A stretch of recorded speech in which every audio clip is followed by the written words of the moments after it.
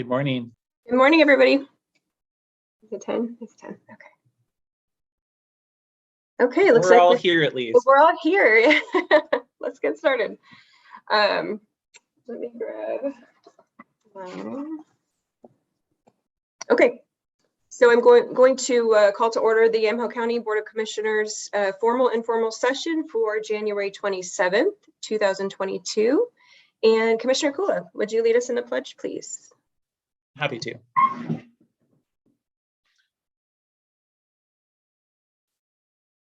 I pledge allegiance to the flag of the United States of America and to the republic for which it stands, one nation, under God, indivisible, with liberty and justice for all.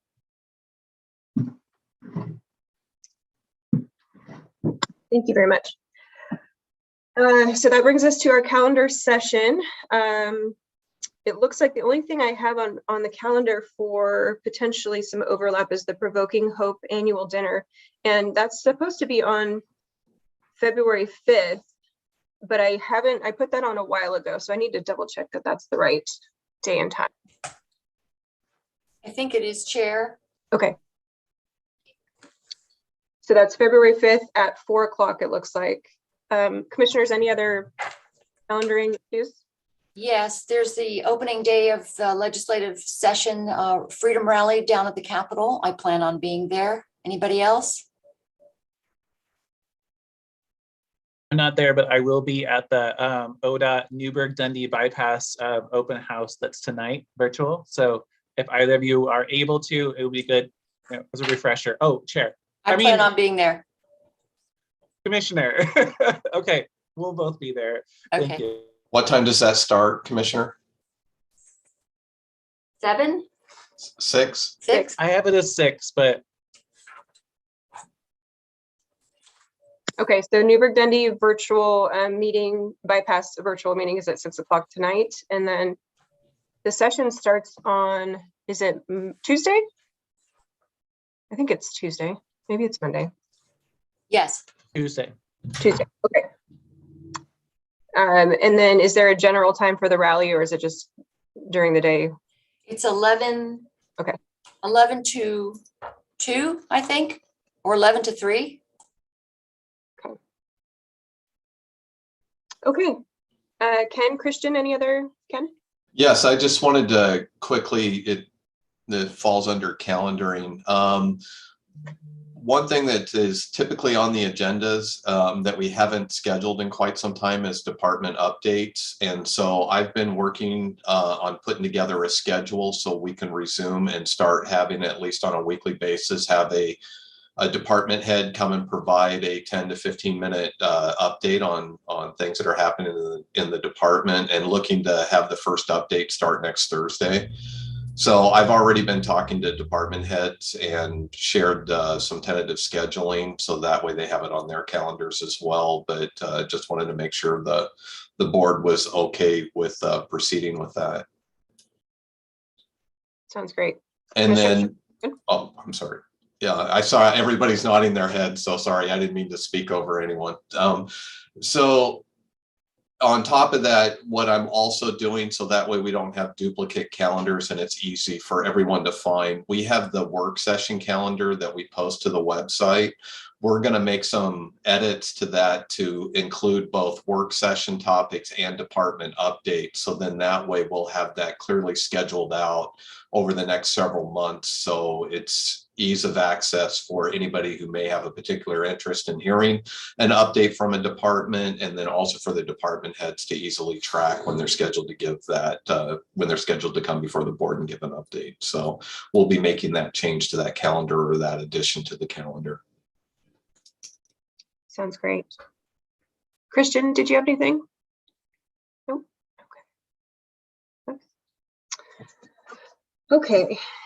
That brings us to public comment, and we have received volumes of public comment. So thank you for everyone who has weighed in on items in today's agenda. I think we were still getting public comment as of 5 minutes ago. So we will go through and make sure that those all are submitted for next week. We typically have a cutoff of 10 a.m. on the day of the meeting. So or 9 a.m., excuse me. So we'll go through and make sure those are rolled into next week's public comment. And that brings us to our work session. So I'm going to open the work session, and this is a review and discussion of 2022 board strategic plan and goal setting. And I believe we have a guest joining us, John Morgan. And Ken, do you want to kind of kick off the summary of why we're doing this? I can do that. And I'm looking to see if John's here. I'm not seeing I don't his see name. So what I could, all right, so taking a step back. So we've had this work session on the calendar for having a discussion about doing some strategic plan and goal setting. Oh, here comes John. And in an effort to help kind of, because this is something new that the board has not done in the past, I thought it'd be important. I reached out to COG and to find someone to come in and assist and help with facilitating the discussions. And then I reached out to John Morgan, and he has been in contact with each of you and talking about what this could look like in the process. I just kind of wanted to start off with the, doing the introduction, and then I'll kind of hand it off to John and just kind of talk about, or a recommendation about a goal for today. I'm really thinking, because admittedly this week it's been a very busy week. That's probably an understatement. And I would have liked to have been a lot more prepared this morning to get more in depth and have that discussion. And what I'd like to suggest or recommend is maybe we have kind of a conversation more at that 35,000 foot level around what the process looks like, and also look at some possible future dates of continuing the work session or discussion that we could come back in and maybe get more into the weeds or have more substantive discussions on some of the areas that the board would like to talk about. But I was kind of hoping today we could just kind of set the stage, have that conversation, talk at the 35,000 foot level, talk about discussions that you have with John, and then we can kind of chart a course moving forward after that discussion. I think that's a good strategy. Commissioners, are you good with that? Okay. John, welcome. We can see you, and hopefully we can hear you here too. So Hope you can. yes, we can. Okay. Hope you can. Yay. Yay. Yeah, I got a little frantic there trying to find the Zoom link and make it work and all this morning. So It's happened Sorry. to all of us. Oh yeah. yeah, I know. I have clients that use the Google infrastructure, the Microsoft infrastructure, GoToMeeting. I mean, all of this, and then here we are in Zoom, and I just get frazzled. There's got to be some singular system like, oh, we all meet in person again. We can hope for that. We can definitely hope for that. And if we met in person in something like this, obviously it's a lot easier, because we'd be basically sitting together, hopefully breaking bread together, and enjoying that kind of conversation for a discussion like this, which is really important. And I'd be able to have various chart packs up and taking notes and diagrams and all kinds of things to help us along, which maybe we can arrange at some point that we can do that. But I definitely agree with Ken, and know that your agenda today, your regular agenda, is fraught with things that could be less than happy discussions. And yet we want this kind of retreat discussion to be happy and productive. So I'd like to really walk through quickly what my understanding is of what the intent for this work is, and then hear from you so that we can hopefully reach some agreement on this. Part of doing this kind of thing is I look at it in terms of making sure that it focuses on doing, the most good. In fact, I ask the question often, and this kind of thing, why are we doing this? And a lot of it comes down to making good decisions. And I heard from someone once that the definition of a good decision that was really great in the political environment or in our public service environment was doing the most good for the most people for the longest period of time. And I've really taken that to heart, and I try to use that in these kind of discussions. The most good for the most people for the longest period of time. And understanding what that most good is important to, well, why we're here. The idea of doing any kind of strategy is to look at and reach agreement on that which really needs to be done to serve those you are serving. It is, what is it that the citizens of Yamhill County really need you to most be working on to serve broadly for the entire county, meeting those greatest needs? That can be everything from projects to programs to policy to your own internal structures, whatever it is. But it's laying things on the table and then reaching some agreement on which is most important, where those priorities rest, and then on how to achieve them. I do this work most often with city councils, which are a different animal, of course, than a state structured county government, such as Yamhill County, where all three of you are quite independent from each other and from the department heads, which is a different environment than some counties have moved to, and also almost every city. So it creates an interesting political and operational environment. Part of what this is about isn't, okay, I like to think of it as how do you best use resources? You only have so many resources. Those resources are money, staff, which really is available staff time, and your own time and energy and where you want to put your time. What is it you want on your agendas in the ensuing year or so? What are those things, those decisions and projects you want brought back to you by staff, where the expectations are? Essentially laying out what you want staff to work on to a great extent, as well as yourselves. Ken needs direction. He needs to know that as he is leading the county staff and all the departments and their functions, that it's consistent with what your expectations are, and that he can count on that. It's kind of a mutual accountability when you come down to it, where you're saying, these are the things that we expect of you and staff. These are the major projects we expect in the next year or two. And then he can say to you, yes, this is what we're doing, and this is how we're working to accomplish those projects. And you judge him based on his capability to follow through on those things.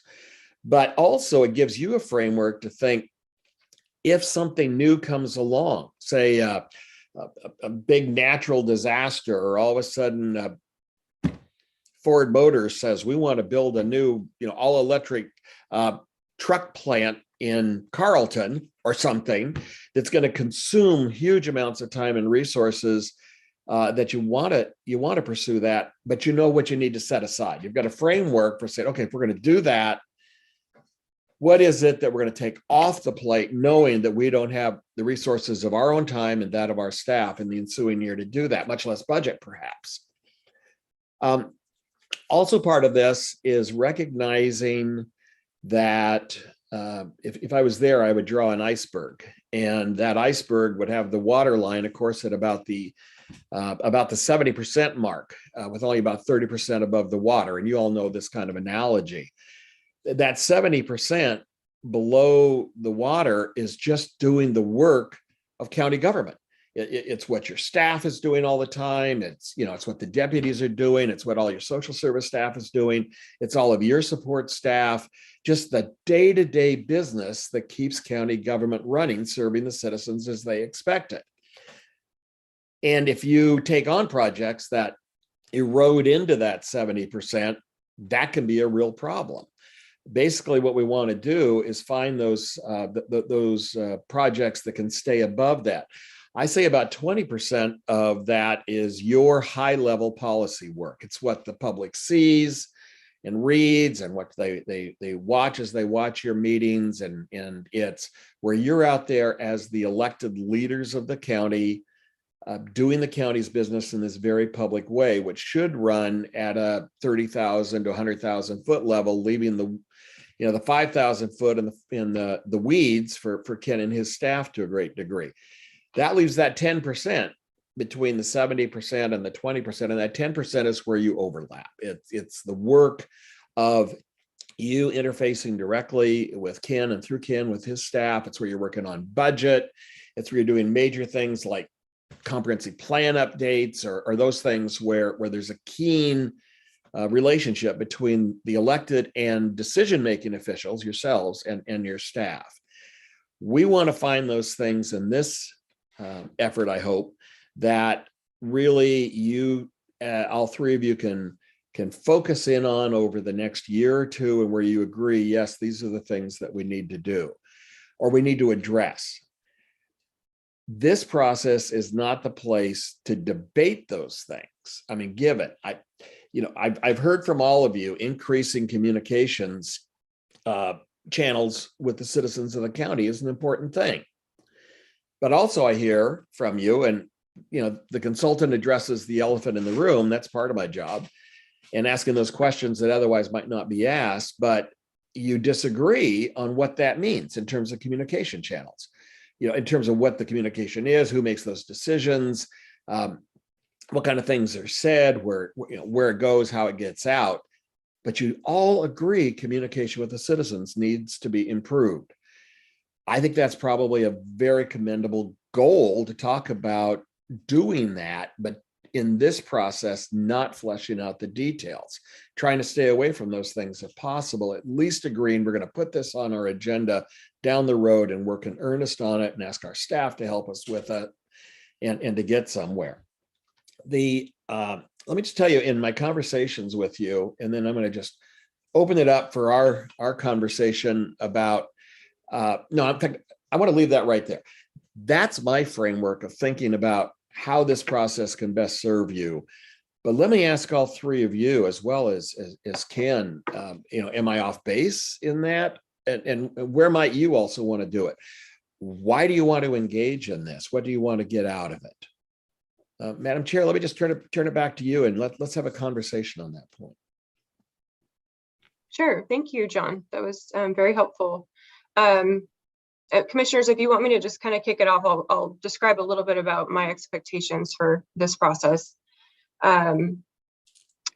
We haven't really had, and it's really difficult when we only talk one day a week, right, for 2 or 3 hours. So it's just really hard to have a cohesive strategy, or if you have thoughts that we need to change internal structure to make the function of county government more efficient or more effective, we really don't have an avenue for doing that in a constructive way. So that's why I think this will be helpful.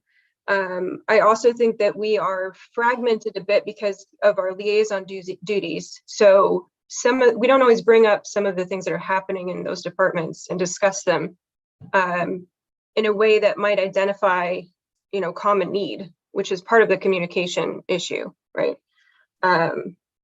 So really, what I would like to see is a robust conversation about how we can maybe what our goals are and how we can more efficiently deliver those services, or if we need to bring in additional help to do that. And that is regarding the internal structure of how we operate to a certain degree. With regard to a communications need or a communications PIO or something like that, I see every other government entity that manages a budget our size, that has a jurisdiction of the number of people that we do, every single entity has a PIO or some sort of communication strategy internally and externally. We don't have that. So that needs to be improved. And I'll give you 2 or 3 examples. The fairgrounds is having a really hard time with a communication strategy. And as you know, for the fair, that's everything. The marketing part of that is everything. And a lot of people just don't know what's going on here. Public Works, when it comes to road projects or things that are happening after storms or this or that, they have no good way of communicating. I was going on their Facebook page trying to get information after the last storm, and it just wasn't there. And so we need to adapt to the way that people watch us and communicate and interface with county government and the services that we provide. And I don't see that we're really doing that. And obviously we're working on a new website, so that's a good step, but it's really having more of a cohesive communication strategy there. Yamco Watch, as you know, just was greatly impacted by some of the public safety jurisdictions going quote unquote dark. So there's now an important line of communication that has been lost. And whether that's going to fall to our emergency management department to kind of pick up some of that slack and answer those questions. Again, that's another communications barrier that we have. We also have other things going on, like, you know, Ken and I have been talking about the Parks Board and the Parks Director and how things have changed with the work crew program and how that might actually be better suited somewhere else in terms of instead of under community corrections. So I just don't see that we've had a very good avenue to discuss these kinds of things, concerns, and how we can do better. Some of that came up in our ARPA discussion about our business support and our SEDCOR discussion. When we were looking at the broader picture of how much money we spend on each of these things, and are we really getting what we want out of that?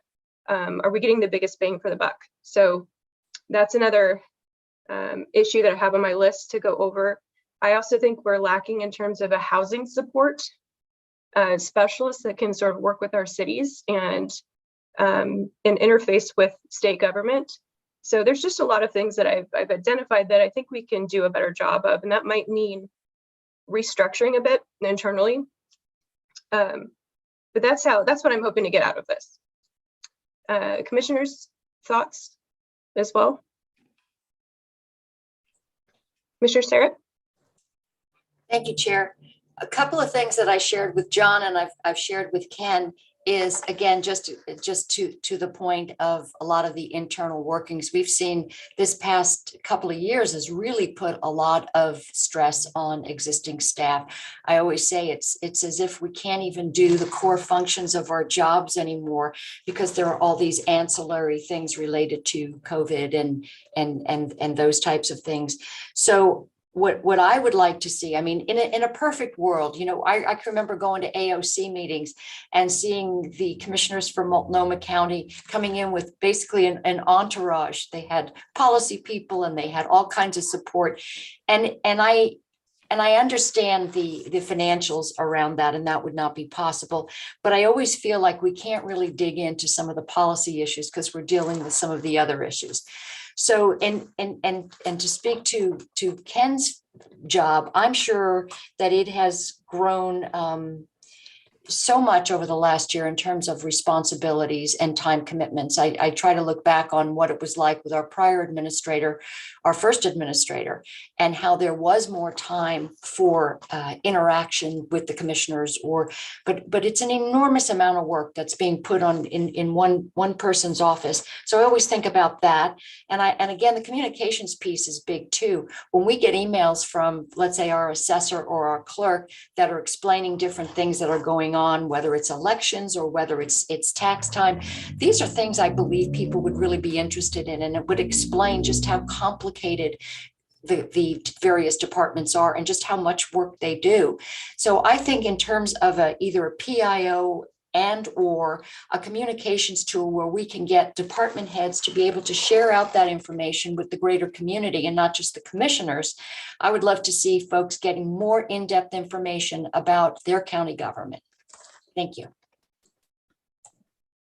Well said. Thank you, Commissioner Sterrett. And John, we might be getting more specific than you were hoping for, but you know, a lot of us have put a lot of time into this, so we're just, you know, and we're also looking at having the purpose of scheduling this discussion early this year is because we have about 6 months before the next budget cycle starts. So we're trying to time it so that we can potentially adapt to the budget process over the next few months. So Commissioner Kula, you have thoughts on this? Yeah, definitely. And thank you. Thank you to Ken for initiating it as a strategic planning and goal setting. Thank you to John for the conversation that we had yesterday while I was pacing back and forth on my farm. It was lovely out, just so you know, or Tuesday, whatever day it was, John. Thank you for that. I appreciate it. I will say that Chair, I think that some of the discussions that I've heard and comments so far do feel like they're maybe more at that 10,000 foot level. If we're going to use John's analogy of 35,000 and 5,000. But I do recognize that, Commissioner Sterrett has a lot of experience with communication with the public, and she can probably see gaps maybe more easily than I can.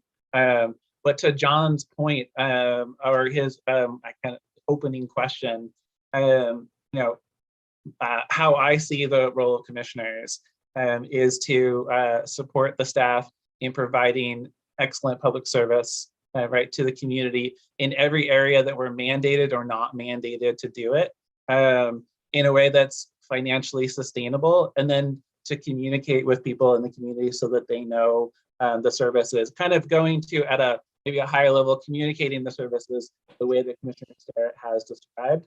But I don't feel the need right now to describe or prescribe to departments how they do that. But it's probably important, especially for the departments that don't do a monthly or a weekly newsletter to the public, for them to know that we want that to happen and we support them in communicating to the public. And I will say that for the fairgrounds, I know I support them communicating to the public, and I welcome any requests to the county commissioners for additional resources for that. I just haven't seen them yet, those particular requests. So I'll set them aside for now. I will say that I really appreciate Commissioner Bershauer's, our Chair Bershauer's, I'll get this, comments about Yamco Watch. And I've, in the early discussions of asking our sheriff what that looks like, but I want to set that aside. That's clearly that we're all in support of stronger communications with the public. I do think that agenda items that are coming up are policy discussions, right? So I don't think that we're lacking for policy discussions. One thing that Chair, you mentioned was this department updates. And I have strived to have pertinent policy updates with every announcement period at the end of our meetings. But I do think that in terms of what our meetings look like, it might be important if we all feel like it's a priority to give that announcement time more heft. I do know that when we're at the end of a 6-hour meeting and we're all wiped out and staff needs to go to the bathroom, everybody needs to eat food, that it's hard to want to explain in depth the nuances of the conversation that I had with ODOT around the bypass. And I'm happy to, if that's a real value to the Board of Commissioners, I'm happy to support moving that or making sure that we know that this is a time when we're ready to listen and ready to share from the prior week. And then I'm going to pause and send it back, Chair, to either to you or to John or to Ken. Thank you, Commissioner Kula. John, thoughts in response? Yeah, what I've observed, it's no secret to anyone that the Yamhill County Board of Commissioners tends to get acrimonious once in a while.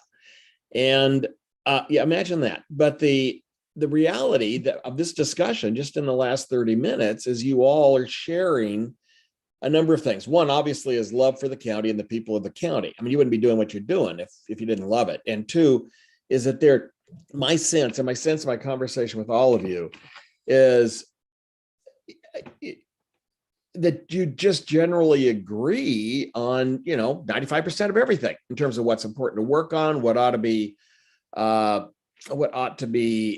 on your agendas, those things you can work on together as a great 3-person team along with your staff. And so focusing on those kind of things and bringing them paramount out on your agenda over the next year is really what this is about. Obviously, you're all interested in some kind of better communication strategy. I heard a lot about economic development and wanting to be more proactive and much more productive as leaders and as stimulus to economic development in Union Hill County more than the ways that it has been, which I think is a great idea. And then a few other things have been brought up. I'm thinking that, as Ken said, there's no need for a huge discussion today, though I love your enthusiasm to jump into it. And I look forward to maybe jumping into it. It's one of those things, hearing from you today, I can work with Ken and hopefully give you more of a fire starter paper or something that might help provide some background information, like on communication, economic development, whatever we come up with, and we continue this conversation. My experience says that in doing this work, generally these goals are not perpetuation of existing programs, but they're new initiatives or major changes that you want to make. And that at most, somewhere between 4 and 8 is just reasonable at best to take on anything major. And you can take on much more than that. I was working with the city of Madras about 3 years ago, and they had 36 goals on their prior year's list of things they wanted to accomplish. And of course, I say, well, how many of those did you get done? And the answer was none. And the reason was they lacked total focus on deciding what was most important and directing all of their energy and resources to that.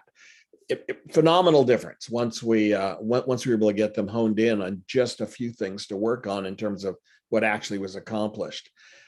And another example comes to mind. This was 2 years ago with the city of Gladstone, where going through this process, the city council realized they couldn't do anything new because they were building a new city hall, a new library, a new community center, and there were 4 department head positions that were empty and being filled at the moment with interims. And there was absolutely no capacity of the staff to take on anything new. And the council needed to be there to support the staff in doing that, which was being worked on already. So they formally said, we have no new goals this year. We're going to just hold the course. Yeah, it's this kind of thinking. I suggest, just sticking in the back of your head and thinking about where can we best use the limited resources. There are 2 choices for resources. You work within what you have. You rearrange it if you need to. And then really the third is you go and find new resources if necessary. But at least those are strategic decisions. That's what we want to get on your agenda and in your thinking in terms of thinking about that stuff. We can go into more conversation today on each of these topics if you wish. This might be a time also to bring it to a close for now and reschedule and have a deeper conversation at some point in the near future where we can spend a lot more time on these things. I am totally open to whatever the commission wants to do with that. Thank you, John. Ken, do you have any thoughts as we're moving through this? I don't have anything that really jumps out at the top of my head at this point. I guess it was just, again, what would the board like to do? What are you kind of envisioning as what would you like to do for a next step? Like John was suggesting, him and I, we can connect and we can put together some of that framework to help with the next steps. And how soon would we like to get something on the calendar to get back together and get more in depth with some of those areas that the board has identified? Okay, thank you. Commissioner Sterrett. Thank you, Chair. Thank you, John. And thanks, Ken. I'm wondering if the commissioner sent Ken an email with maybe 2 or 3 of our top priorities in terms of what projects we'd like to address, since too many would make it impossible to hit them all, and a list of them. And then working with John, Ken can pretty much refine what that next step would be in terms of discussion with the board and what our thoughts are on some of those, the short list of projects. Thank you, Commissioner. John, does that work? I mean, Well, that works great. Okay. Yeah, I got pretty that works specific great. in mind, but I did sort of rank them in level of importance. So maybe the top 2 or 3 that we can Sure. have a more in-depth conversation on next time. would be. One of the things I will also ask Ken to look at is forecasting. What do he and his department heads see coming down the road where they know that they're going to be items that are going to take big chunks of your agenda time? That you may know it, you may not know it, but at least to know that that's going to be out there, which could limit your amount of time to work on other policy discussions. A good forecast of the workload ahead, and we could bring that back to you. Thank you. Yeah, and when we talked, Ken and I talked with Christian, I said, I'm also looking for some guidance from Ken as to, hey, this structure really isn't working very well. We probably need to change this up. So definitely a two-way communication feed there, because sometimes that does impact our ideas that come up. So Commissioner Kula, how do you feel about that strategy of emailing in a couple ideas, maybe in level of order of importance for you? Yeah, that sounds great to me. I have some thoughts, and I'll send them in, and there'll be things that we all have to then address on the other side. They're not just like we vote yes, this is a priority or not. Oh yeah, sure. Yeah. Yeah, Okay. and the other thing that I would just kind of echo too is also, or just add, is, like John described, that we have a lot of things that are currently underway as well. And I can bring more, this is also, this effort and these discussions are also going to be running in parallel, because I know we have a work session scheduled for February 10th in a couple of weeks, where we have Sarah Architects is going to be coming and talking to the board while we work on the strategic capital planning for the courthouse campus area as well. So there's some parallel strategic planning and discussions that are also going to be taking place. And then of course, with the Oracle Cloud ERP project that I presented, what was that, a couple of weeks ago, that's another really significant project that's also running in parallel. And then we have the continued discussions around ARPA funds.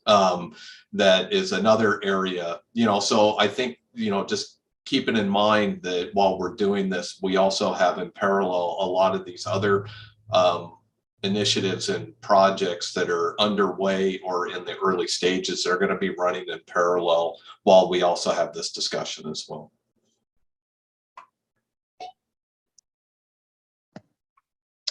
Okay, thank you, Ken. So should we set, do you guys need more time to maybe set a date for the round two? Or if your next work session's February 10th, and Ken agrees, I don't see any big reason to wait. okay, Ken, would that be okay? Up to you. Yeah, we can take a look at it. I know that one's going to be a pretty lengthy presentation, but we could definitely, based on how, I guess I would just leave it if the commissioners email me as suggested, and I share that with John. And if the board is okay with some flexibility, that if based on that information, I can just start putting dates on the work session calendar, and then we could have that discussion during calendaring as early as next week to say, hey, here's what, based on the feedback, and this is how much lead time I think I'm going to need to get some of that baseline info that you may want to see as part of the discussion. And then, we can reconnect and have the schedule somewhat, a little bit of flexibility in what we plug in on the calendar. Okay, that sounds good. So commissioners, if we have our emailed information in by, let's say, a week, next Thursday, is that giving you enough time? Yes, Chair. Yes, okay. So we'll have that to you within a week, and then we can kind of go from there in terms of scheduling. Sound Perfect. good? Okay. Good. Thanks, John. All right, thank you, John. Yeah. Commissioner Sarah. Thank you. Thanks, John. Thanks, Ken. Chair, I was just wondering what level of detail should we be sending this in with? Well, I was just gonna submit the whole enchilada. I mean, I'm not sure it makes a whole lot of sense for me to sort of phase it in. I'm just gonna detail everything that I'm thinking that we may do as an idea, and then I'm going to leave it to John as to how to structure that in terms of the conversation. Okay, The goals basically represent the agenda for the work of the county. They don't represent the details of the outcome. So if you want to put a lot of detail in to share with, with everybody, that's great. But the real issue is, should this item be in the goal list and then some level of detail on what that means and kind of thing, but not the nitty gritty so much. okay. Yeah, I was just gonna say that I recall that John was like 35, 100,000 foot level. And so that's what my goals look like, that are really, again, directed at how our staff does the work of public service in different agencies. Yeah, let's Okay. stay above 25,000 feet. Well, at least 10,000. So if I submit pages of information, you're going to send it back to me. We'll archive it. Okay. Commissioner Sterrett, does that answer your question? Okay. All right. Sounds good. Thank you, John. You bet. Thank you all. Well, good work. Okay, so if there's nothing further for our work session, we are going to close the work session and move on to department updates. It looks like we have none. The consent agenda, do I have a motion? Well, actually, before I call for the motion, I just wanted to give a shout out to Leslie Lewis. She is agreed to renewing her term on the Fair Board, and she has been, I've sat through a lot of those meetings with her. She just has, her level of knowledge is just incredible. And her attention to detail and her ideas that she has, her passion for the fairgrounds is really wonderful. So I want to thank her for her service to the county. With that, do I have a motion to approve the consent agenda? So moved, Chair. Thank you. Motion on the floor to approve the consent agenda. All those in favor say aye. Aye. Hi. All opposed, same sign. Thank you. Motion passes. Oops. And that brings us to old business H. Consideration of approval of a letter of support to be submitted to the Public Health Accreditation Board for Public Health Reaccreditation. And this is continued from January 20th last week. Commissioners, I'm actually going to make a motion to move this down the agenda to the last item of other business or after other business. And the reason I'm going to do that is because there's been a lot of public testimony over this, and there's been some news lately that is regarding this particular item. And I feel like there's a lot of discussion that needs to occur before we get to the point where we can just vote on that. So out of respect for all of the public testimony, I'm going to move that we move the item H1 down to, well, I don't know if it would be I6 or I7, but move it down to the end of the agenda. Any discussion? Chair, I would just ask, since this doesn't seem to be, I mean, it's an accreditation letter, and I see we have Dr. Manfred in the audience. Perhaps we could hear from her about why this has come before us and the history of it and what it does before we move on. So that's my before voting no, just assumption is that we can have a discussion about this, since I see that as something separate from other agenda items. Thank you, Commissioner Kula. We did hear a bit from her. We received some emails in terms of what the letter is for and the history of it and why. I'm not really concerned so much about that. I'm more concerned about responding to all the public testimony and making sure that all of us as commissioners we have all of our questions answered, all the thoughts out there, so that we can make a sound decision on that letter, because the letter does refer to some of the more heated discussions we're going to have potentially on the website information regarding COVID-19. So I want to make sure that we get through that before we go on to the letter. So there's a motion on the floor to excuse me, Madam Chair. Just to kind of clarify, I wanted to pull up the procedures ordinance 900 and just highlight that The presiding officer shall determine the order of the agenda at the meeting. Any item may be taken out of order upon consensus of the board. I don't believe it requires a formal action if there's consensus to move that item later into the agenda. And I'm looking at Christian to see if he concurs or. No, that is right. The board can take formal action if they'd like, or they can just by consensus agree to move it to a different spot on the agenda. Okay, thank you. Do I have consensus to move it down past other business? Commissioners? Chair, I don't have a problem with moving it. And Chair, I'd be happy to take it right now. Okay, so it looks like we probably need to vote. Sorry to mess that up, Chair. So again, there was a motion on the floor. There still is a motion on the floor to move it. And I don't know, Christian, would it be technically, we would move the whole section of old business down? So it wouldn't be I-7? No, I think what historically has been done is you would simply move item H1, and if a majority of the board would like to see that moved into other business, it could become item I7. Okay, so I'll clarify my motion. I move that we move the current old business item H1 and put it under other business as item I7. All those in favor say aye.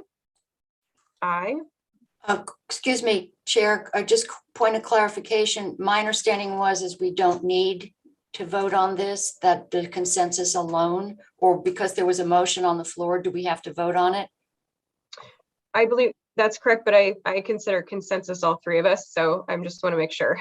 Oh, okay. Right. Okay. I thought the same thing. And I was like, I'm what are sorry. you talking about? Like 3 years ago, Christian I'm has sorry. taught me. Okay. All righty. So aye. Okay, all opposed, same sign. Aye. Okay, motion passes. Let the record show Commissioner Berschauer and Commissioner Sterrett voting in the aye and Commissioner Kula voting in the negative. Okay, so that brings us to, let's see, I, other business. I-1 is consideration of approval in the matter of an order vacating a portion of the public road at the request of Larry McWilliams and Robert Burnett without a public hearing, Public Works docket RV-2-2021. And we've had some time to review the agenda packet materials regarding this particular issue. Is there further discussion or comment on this particular issue? No? Okay.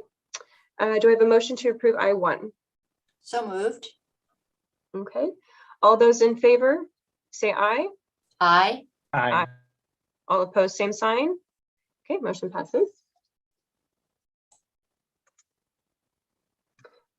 Item I-2, consideration of approval of intergovernmental agreement IGA number 14843 between Yamhill County and the Oregon Youth Authority for the expunction of juvenile records in the total amount of $24,011.30, retroactive to January 2nd, 2022 through January 1st of 2024. And Christian, I'm not sure if you had any time to follow up on our discussion on Tuesday, but it's my general understanding that the expunction laws changed for juveniles last year in the legislative session. And so this is an adaptation of that. It allows us to be able to handle those records in the manner that we are now supposed to handle them in. Yeah, that's right. And Ken and I have had a brief discussion, and Ken may have some additional details from Director Beach, but I want to clarify the amount actually in the agenda is not accurate. It's not 24,000. It's actually 54. So just a point of clarification there. And then Ken, I don't know if you wanted to share more of what you had discussed with Jessica briefly. Right, and if there's further questions about this agenda item, I can also ask Jessica Beach to join if needed. But the conversations that I have with Jessica is just to clarify, there's a new requirement historically for expungement. It was done per request, and here the new law, it's it's an automatic, it's a requirement that the juvenile department has to go through an expungement for qualifying instances. And with this new requirement came funding for this new requirement. And that's what this agreement does, is anytime the juvenile department processes an expungement, they submit for reimbursement from OIA up to that dollar amount. So it's a funded mandate, to simply put it. How ironic. Okay, so I will go ahead and move approval of item I2 if there's no further discussion. No. With the correction on the amount to be $54,011.30. Thank you. Correct? Okay. Any further discussion? Okay, all those in favor signify by saying aye. Aye. All opposed, same sign. Okay, motion passes.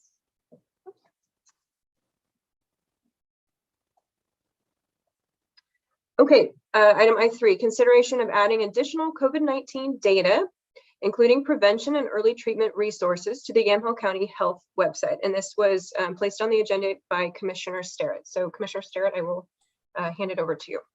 Thank you, Chair. Ken, sorry. I'm sorry, before we get into this discussion, I may have missed something, but did we skip over item I1? No, the McWilliams and Burnett, Right. we voted to. Okay, I'm sorry. We I didn't must have any been- discussion. Was there discussion? Should we go back? I didn't hear any discussion, but I do know that Commissioner Starrett was the one who moved approval. My apologies, I missed that. I must, yeah, sorry. Okay. So Commissioner Starrett, take it away. Thank you, Chair. Well, this has been certainly a discussion that has been ongoing, and I want to give a little background. I've had some discussions with our Health and Human Services Director, Dr. Manfred, and for the last, I'm going to say this has been ongoing for a number of months, where I've expressed some concern about what I call the lack of balance on the public health website. And that is because I think there's a real disconnect and a real lack of confidence in public health anymore, especially during this COVID situation. So what I was asking for is that we could have more information on the website for people who look to us for information. What we see now is pretty much just it's as if OHA, we're looking at OHA's website, and I think we can do better. And hearing from people in the community who are asking for more information about natural immunity, asking for more information about what constitutes vaccinated, unvaccinated, what about prevention, what about early treatment? These are all things that I think as a public health department, we can be proactive about and not simply rubber stamp the Fauci OHA prevailing COVID narrative. So this is not to disparage the work that our Health and Human Services Director has done or the Health and Human Services staff. They have worked really hard over the last 18 months, and it's been very difficult for them. So all I'm saying is I think we can do better, and I think we can include more information that does lead to better outcomes for people who either get COVID or are concerned about how they can prevent COVID. I don't think we're adequately messaging that. And I wanted to add more information about the, sort of to give an informed consent, some stability to that. Because right now, I don't know that we're giving enough information to people to make a clear decision.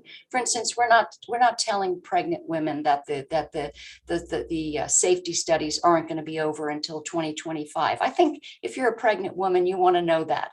I think we're not giving enough information on the adverse events that we're seeing, which according to one pediatrician I spoke with is unprecedented in terms of myocarditis. benefits. So whether you're a parent trying to make a decision about whether to vaccinate a child, this is not anti-vax. I speak with people on a regular basis whose advice I really respect. And they said, you know what, this might not be a bad option for people. So it's not anti-vax, it's pro-information.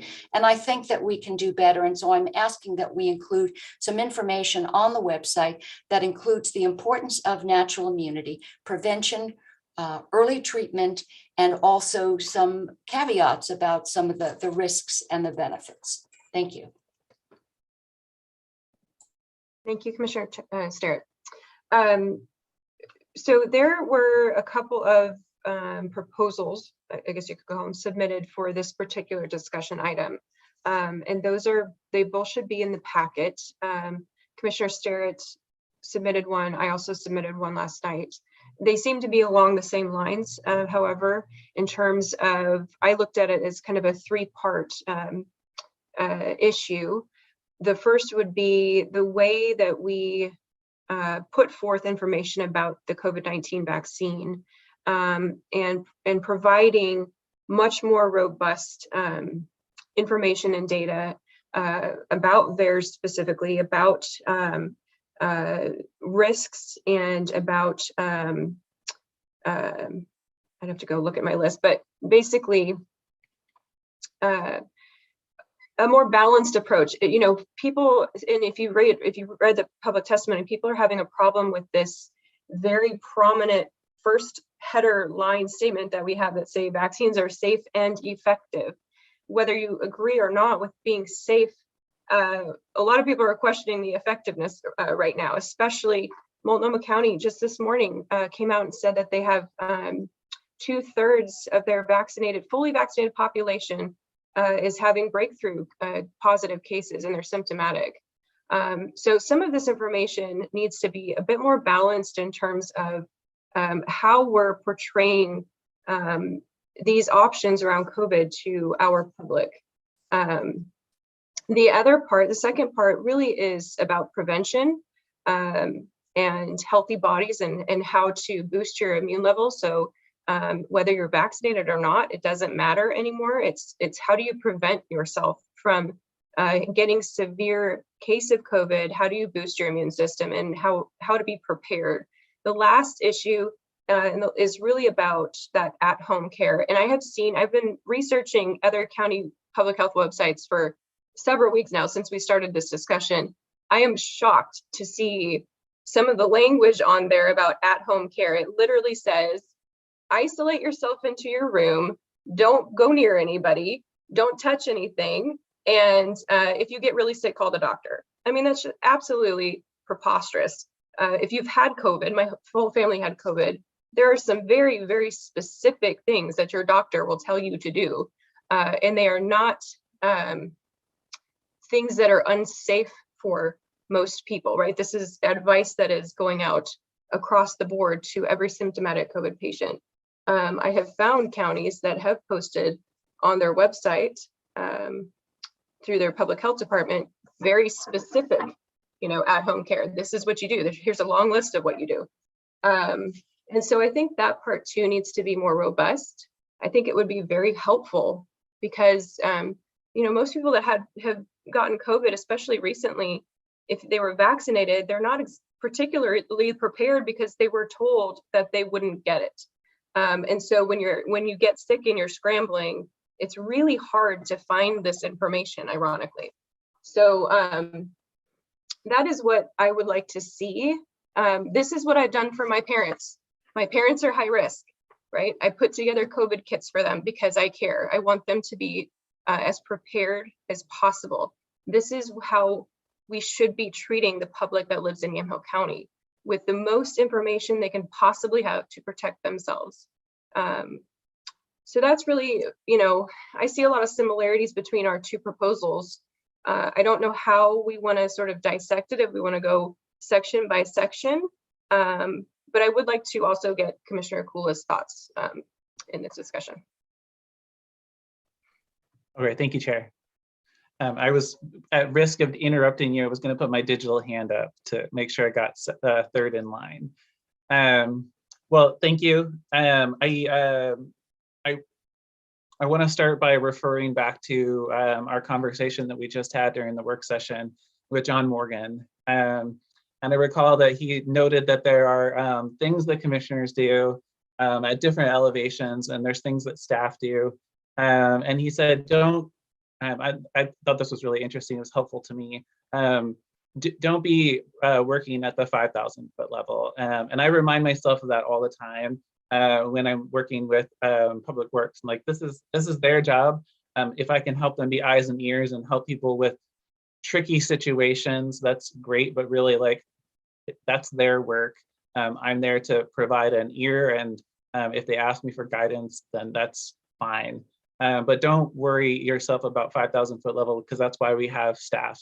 We hire them, we trust our county administrator to work with them and have the best available information at their hands, make sure that they're trained well for their work, and that the skills they bring into the process, they're hired for those skills and experiences. So I see this actually as more of a 500 foot level conversation than even a 5,000 foot, just to like lay that out there. The second thing I want to note is that I believe that it was 3 weeks ago that Commissioner Sterrett brought to us the proposal to hear from a panel of what she was titling experts who hadn't been heard by traditional, the medical practice or the traditional, or the orthodoxy maybe. And I apologize for putting words in your mouth. I'm just trying to have a nice neutral comment, Commissioner. Someday I'll get over the fact you're not chair, but my recommendation at the time, and by agreement of the board, those folks went to our advisory board, who advises both the Board of Commissioners and the Health and Human Services and Public Health. And wonderfully, Commissioner Sterrett went with this group and proposed, and there was a discussion at the Board of Health. My expectation was that if the Board of Health felt that there was something missing, that they would have presented that information to HHS, and that changes would have happened based upon that conversation. Since I don't understand that there were the changes that you have requested, I would ask you to go back to the Board of Health with this recommendation.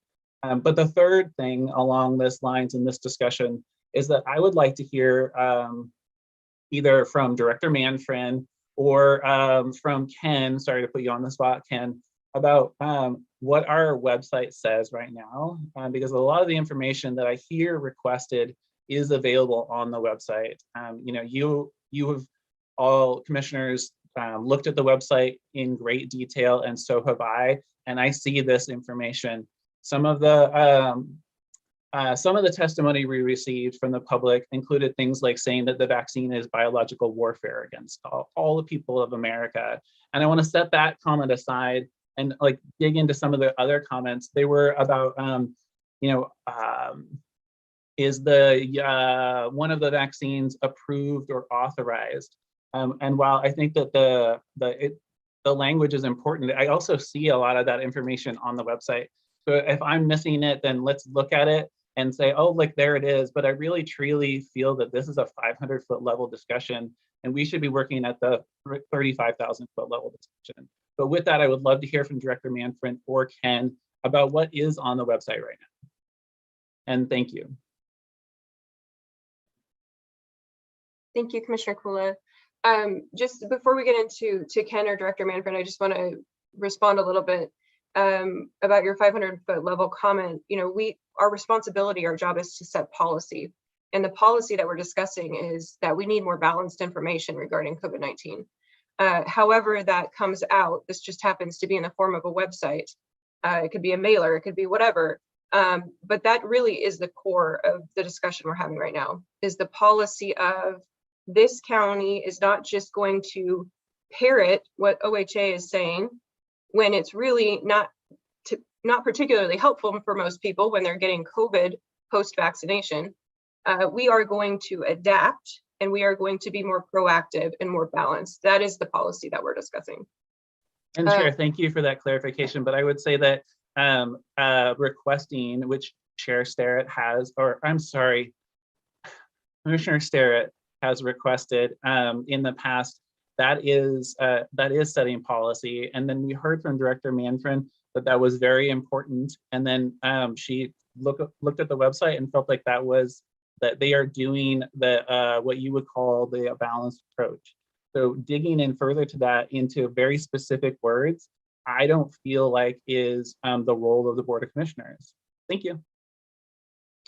Thank you, Commissioner Kula. I would say that if the majority of the Board of Commissioners disagrees with a particular department head or staff on policy issues, the buck stops with us. That's what we were elected to do. And so that's why we're having this conversation. I will also say that the Board of Health, if you were listening in, I'm not sure if you were on that meeting, Commissioner Sterrett and I were on the meeting, but those members of the Board of Health, as well as the panel of doctors, were very clear that they didn't disagree with any of these suggestions. Yes, vitamin supplements are key to supporting the immune system. Yes, proning and a pulse oximeter and a thermometer and all these different things you have to do if you have COVID. Absolutely. We tell our patients that. That's what they said. We tell our patients that. What nobody can answer for me so far is why is it not good enough to place that on a county public health website when the entire point of our job is to keep the county health and to support public health. And Chair, So- I would note that since we are still talking about this, that my request, and I assume that the Board of Health, if they had felt like there was a need for changes, they would have made that recommendation to HHS. And with that, I would love to hear from Director Manfred if we could. Thank you, Commissioner Kula. The Board of Health does serve at our discretion and they inform us, but ultimately, like I said before, the Board of Commissioners is responsible for setting the policy. If we do not agree or feel that it is fair and balanced, then we have absolutely the opportunity to change that. Ken, is this a good time to go to you or Director Manfred? If I don't see her on here, so I'm not sure. Yes, I'd be happy to. And if Carolina, if you could go ahead and promote Director Manfred, that'd be great. You know, I do want to, you know, if I could start off as, you know, as Lindsay's joining the meeting, because I know this agenda item has generated a lot of media attention and has, with some of the articles and things, have possibly created some anxiety and some stresses within our public health team. And I just wanted to just quickly take this opportunity and just speaking on my own behalf as the administrator, I just want to express my sincere and humble gratitude to our public health team and the work that they've been doing for the last 2 years. And I know the board feels the same way. You've all recognized the excellent work that our public health team has been doing.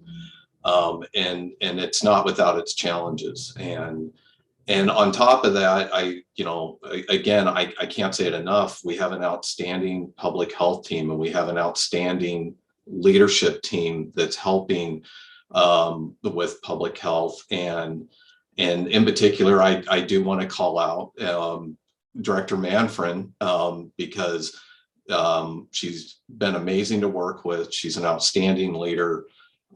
She's the epitome of professionalism and grace under fire, and especially with how challenging the last 2 years have been navigating this pandemic. I am very fortunate to have a leader like Lindsay, and I do, because I'm not, as the county administrator, I'm not an expert in public health or any type of other medical related thing. So I'm putting that disclaimer out. And as I do for other departments, I really rely and trust on Lindsay's expertise and judgment the same way I rely and trust Mark Lago in Public Works on decisions with the roads and bridges, or the sheriff when it comes to law enforcement matters.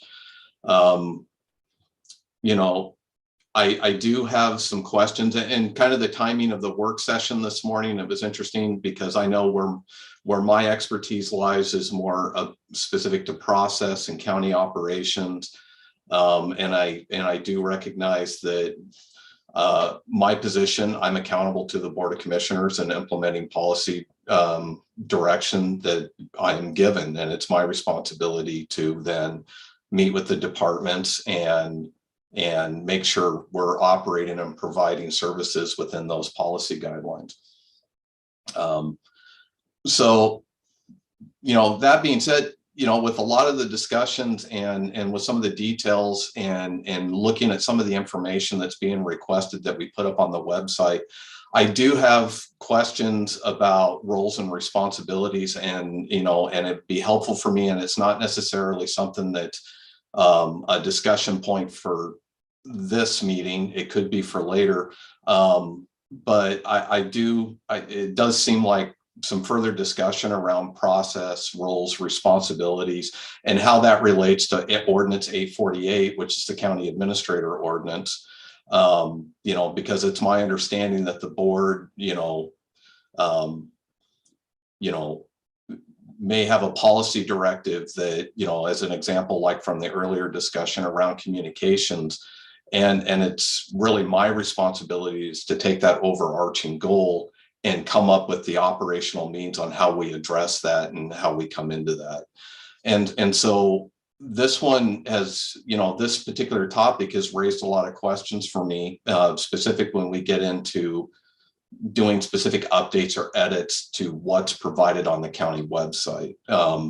And so that is something that, I'm not really prepared to kind of go into a lot of detail on that, but it does raise questions to me as far as process, expectations of my office, providing some clarity on what we're looking at. So then I can in turn, working with the departments, whatever the issue may be, on how we navigate these waters when, there may be questions or concerns or information that's provided on the website and we're looking to make changes or what those specific changes are going to look like. The other thing that I just also wanted to quickly note that I also want to just call attention and make sure that, that we also have an opportunity to possibly hear from county counsel's office or some time to review that, depending on the types of changes that are being proposed or the information that's being requested that we put out on the website doesn't necessarily put us into conflict with ORS 431 or with our standing agreements that we may have with OHA or, so that's going to be another open question that I have. That's a long introductory statement on my part to just, what I was hoping that Director Manfred could do, and something that we had talked about, was to have Director Manfred provide some additional information, possibly share screen, show information on the website, because there were some improvements based on the discussions that were had with the Board of Health.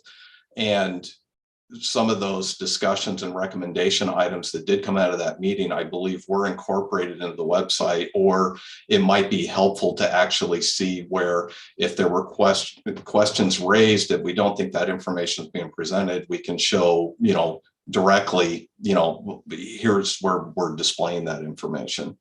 So my apologies for, speaking a lot longer than I usually intend to, but again, before I turn it over to Lindsay, I just, again, want to really say thank you to our public health staff and to Director Manfred for all the work that she's been doing.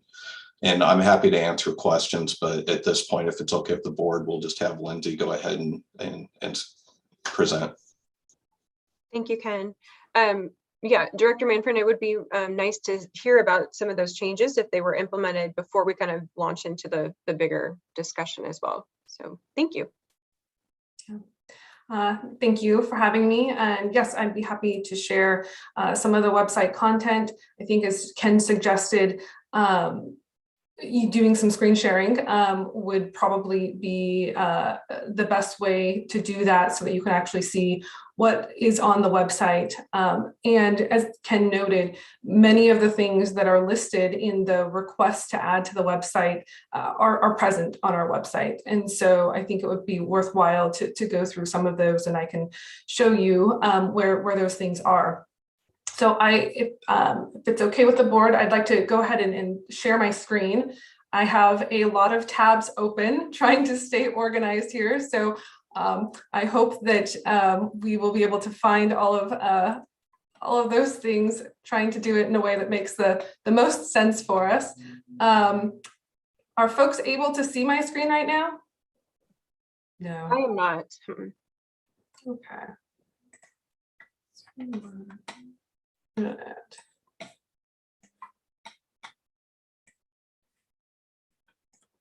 How about now? Nope. Okay, well, let's see here.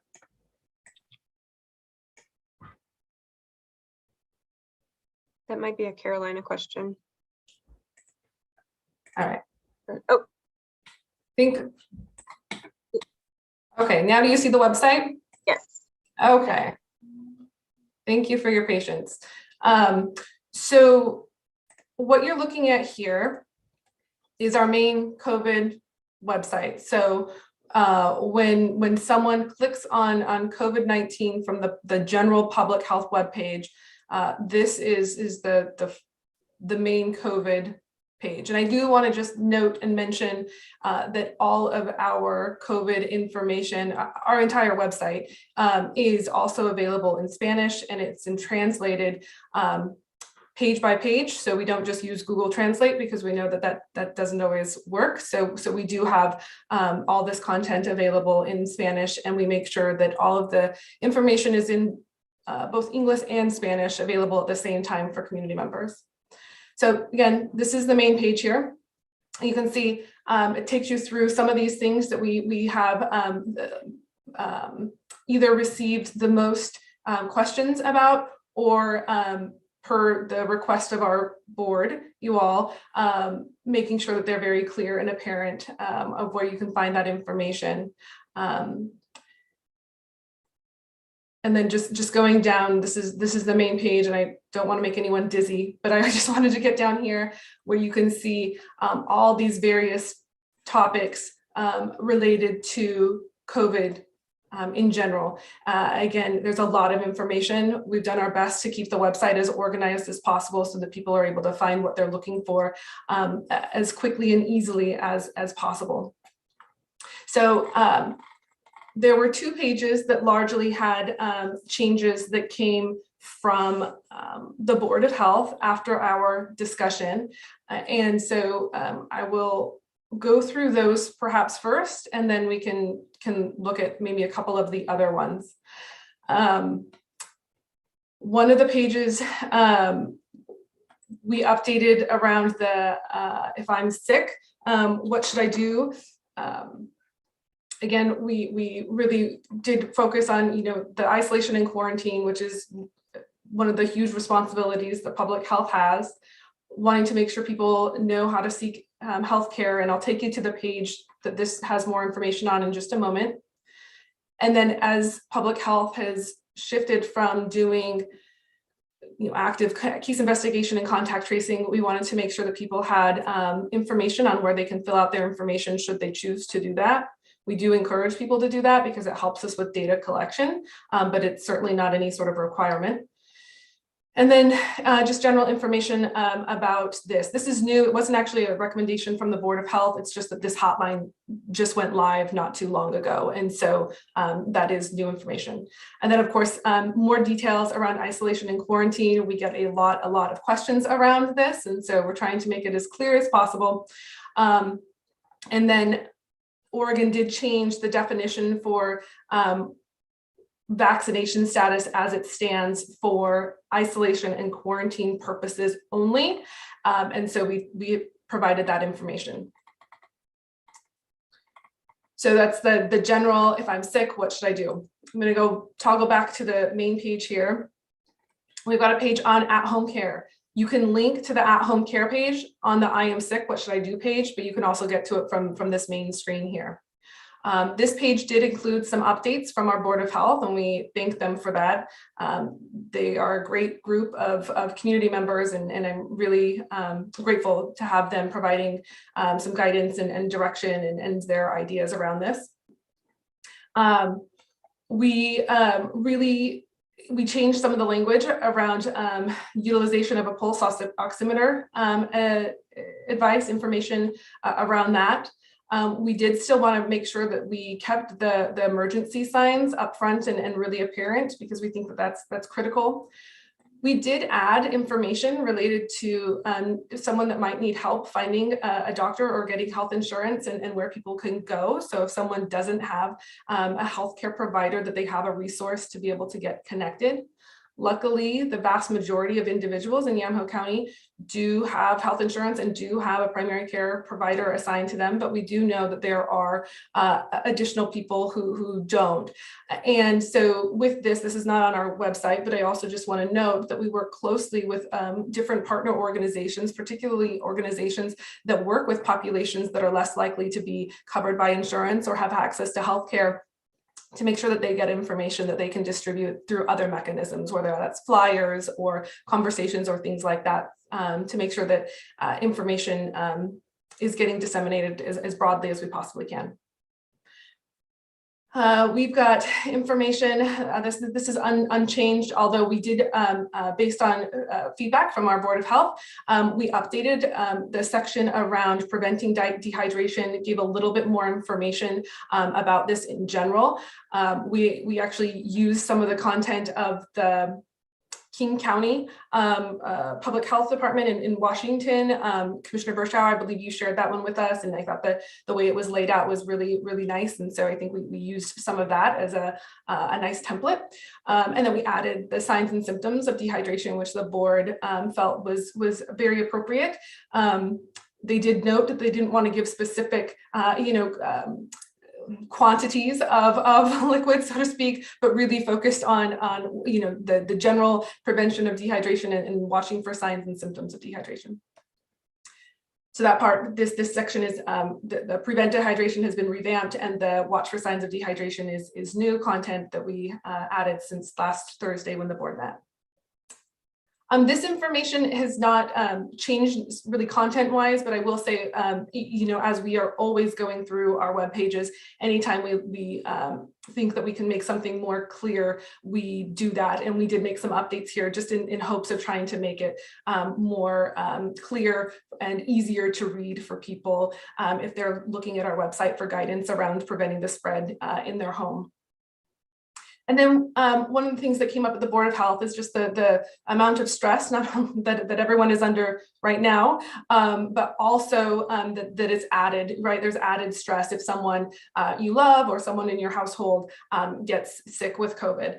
And so we did add this section really related to mental health supports that includes resources and information and phone numbers and hotlines. There's a couple of links to some other information related to at-home care tips through the Mayo Clinic. And we linked to the CDC's page around what to do if you're sick as well. Going to toggle back again to the COVID main page. And I'm going to go to the boosting your immune system. This is a page that I do want to note that we've had on our website for a very long time. Folks that work with me and have worked with me for a long time know that I'm a huge supporter of all things prevention and having healthy bodies and keeping your immune system strong. And I think we know that all of those things impact someone's ability to fight off infection, as well as their ability to maintain a healthy body from things like chronic diseases and things like that. So this is certainly something that we've tried to communicate to people pre-COVID and post-COVID as well. But this page is really dedicated to boosting your immune system. Couple of things that we modified based on, again, our Board of Health's feedback is we have some links here. So some of the feedback was getting more information for people about regular exercise. What does that look like? What's appropriate to keep your immune system healthy? How much exercise is needed? Some more information related to that. We did find a link here that has more details around that someone could click on to get more information about, healthy regular exercise. I will say this section, we are lucky we have one of our Board of Health members is a physical therapist, and so there might be some continued revisions into different ways that we link to more specific information to folks. We also revamped some of the information related to vitamin supplementation. So one of the things that came up was wanting to highlight zinc also as a supporter of the immune system. And so we just reworded some of this section here around consider vitamin supplementation. One thing that came up with the board was, do we recommend specific doses for individuals related to this? And what the group stated that they thought was appropriate was to link to the recommended daily allowances related to vitamins and minerals, essentially. So that is what we have here. You can see there's a link here that will take you to that. The other thing that people felt, and this came from many members of the Board of Health, was that we really should be asking people to talk to their healthcare provider about this as well. There are nuances, there's things to consider, and it's especially if you're talking about anything beyond sort of the stereotypical vitamin supplementation. There are things that people might want to be thoughtful about and connect with their healthcare provider about. The information on vitamin D has been on the website for, again, a very long time. Just a specific call out to vitamin D, sources, places you can get it, and then again, talking to your healthcare provider about supplementation. The information around daily routine is somewhat strategic in that most of the studies that I have read have really indicated that daily dosing is superior to things like monthly or even weekly mega dosing. I will say the specific information around vitamin D was at the request of our county commissioners. So back to the main page here. I'm going to go to the vaccine information page because there was a number of things that came up in statements, both in writing that are in the board packet, as well as sort of how you framed the conversation, Commissioner Bershauer. So this is our main vaccine webpage, right? This probably goes without saying, please check our website. Things change when the weather gets bad. We have here just eligibility, and that is largely what this page contains is logistical information for individuals who are looking to get their vaccine. Some more information about eligibility, and then information about where to go. These are just some general things. Please bring your ID if you've got it to the vaccine. There's consent forms. And then immediately down here, you see all the emergency use authorization forms. We are required by law, and we absolutely do every single time make sure that people are given a copy of this document, depending on, again, which vaccine they use. I do want to, I'll just pull up one just for the sake of going through here. If you have not seen these before, this really does have a lot of information in it. It has information about the fact that depending on which vaccine we're talking about, that it is has not gone through the full FDA process, that they're under emergency use authorization. It's got information about obviously just what the vaccine is. It's got information about things that you need to make sure that you tell your healthcare provider about, including if you're pregnant or becoming pregnant, if you're breastfeeding, if you have allergies, if you've had, all sorts of things here. A little bit of more information about the vaccine. Here, it's got all of the ingredients of the vaccine. It's got information about where things are at in clinical trials related to the vaccine. Again, this looks a little different depending on which vaccine we're talking about, because there are different stages here. And then it's got risks of the vaccine that go into those things that we monitor for in our clinic. It also has sections on myocarditis, including what you would watch for signs and symptoms.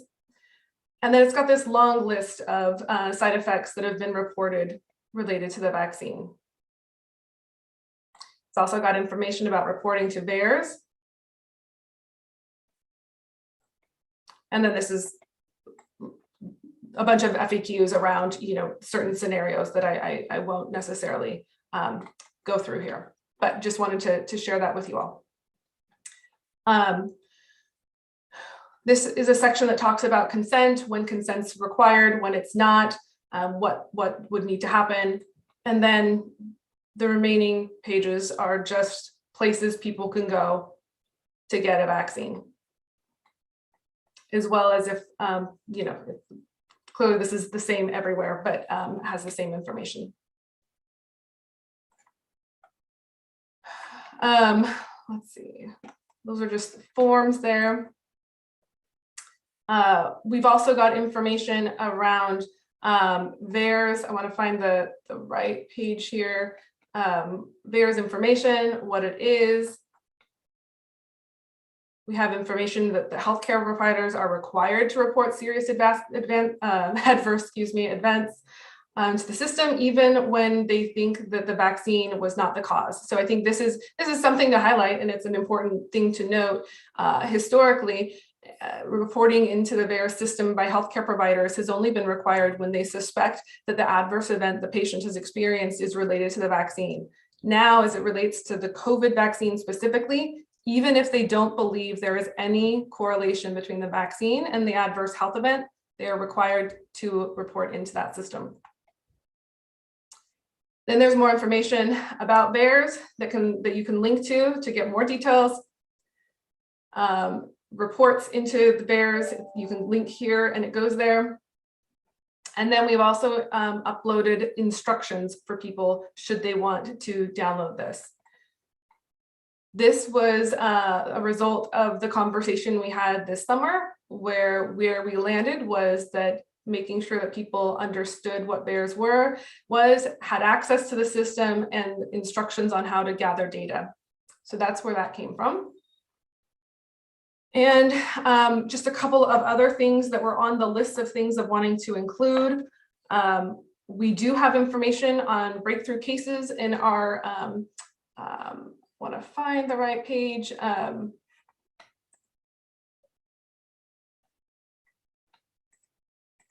Information on breakthrough cases on our webpage here. If you go to COVID data and case counts, right, we've got a lot of information. We've got information about breakthrough.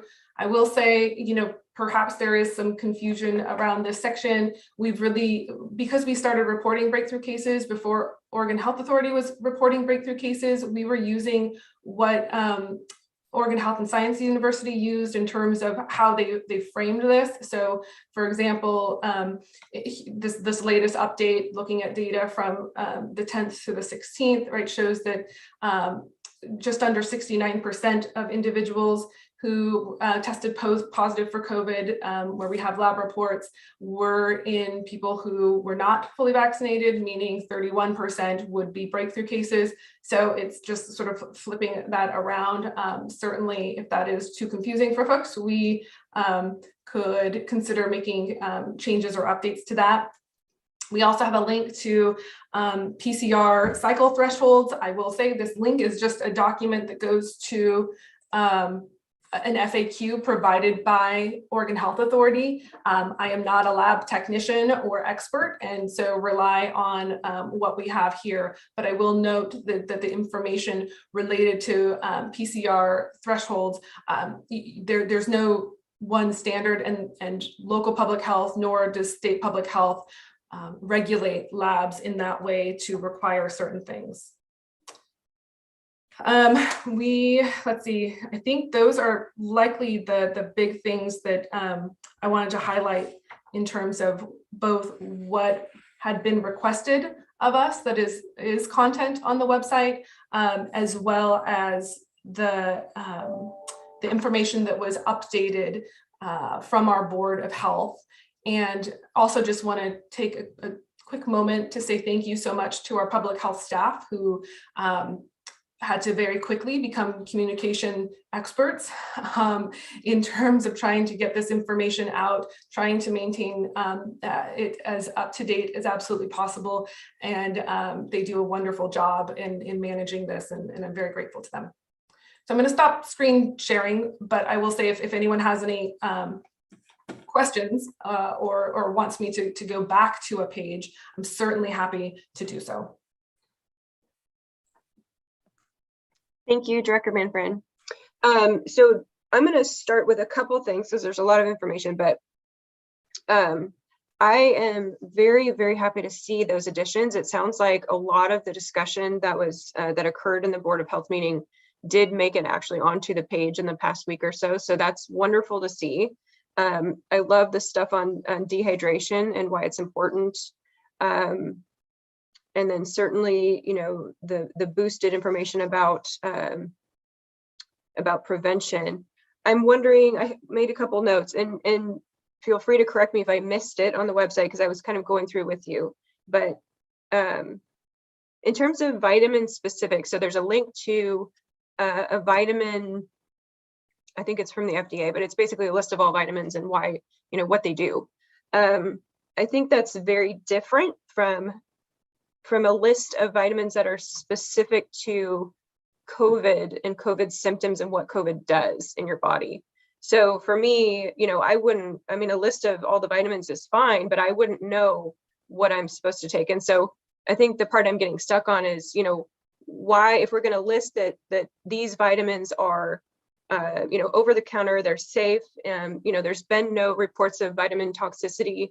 Why wouldn't we elevate some of them and say why? You know, vitamin C, vitamin D, magnesium, probiotics, melatonin. Why would we not be able to say that these particular ones are key in preventing or in the at-home care of symptomatic COVID? Is there something that's preventing us from doing that? Because I've seen other counties do it.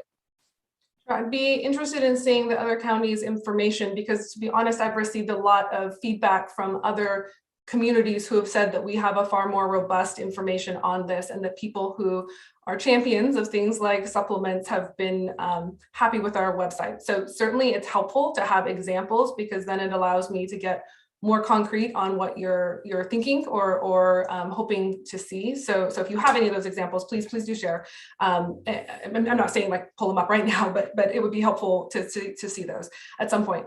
I would say the risk in doing so is that page is dedicated to increasing your immune system, boosting your immune system. We know that boosting your immune system is a critical role in fighting any infection, right?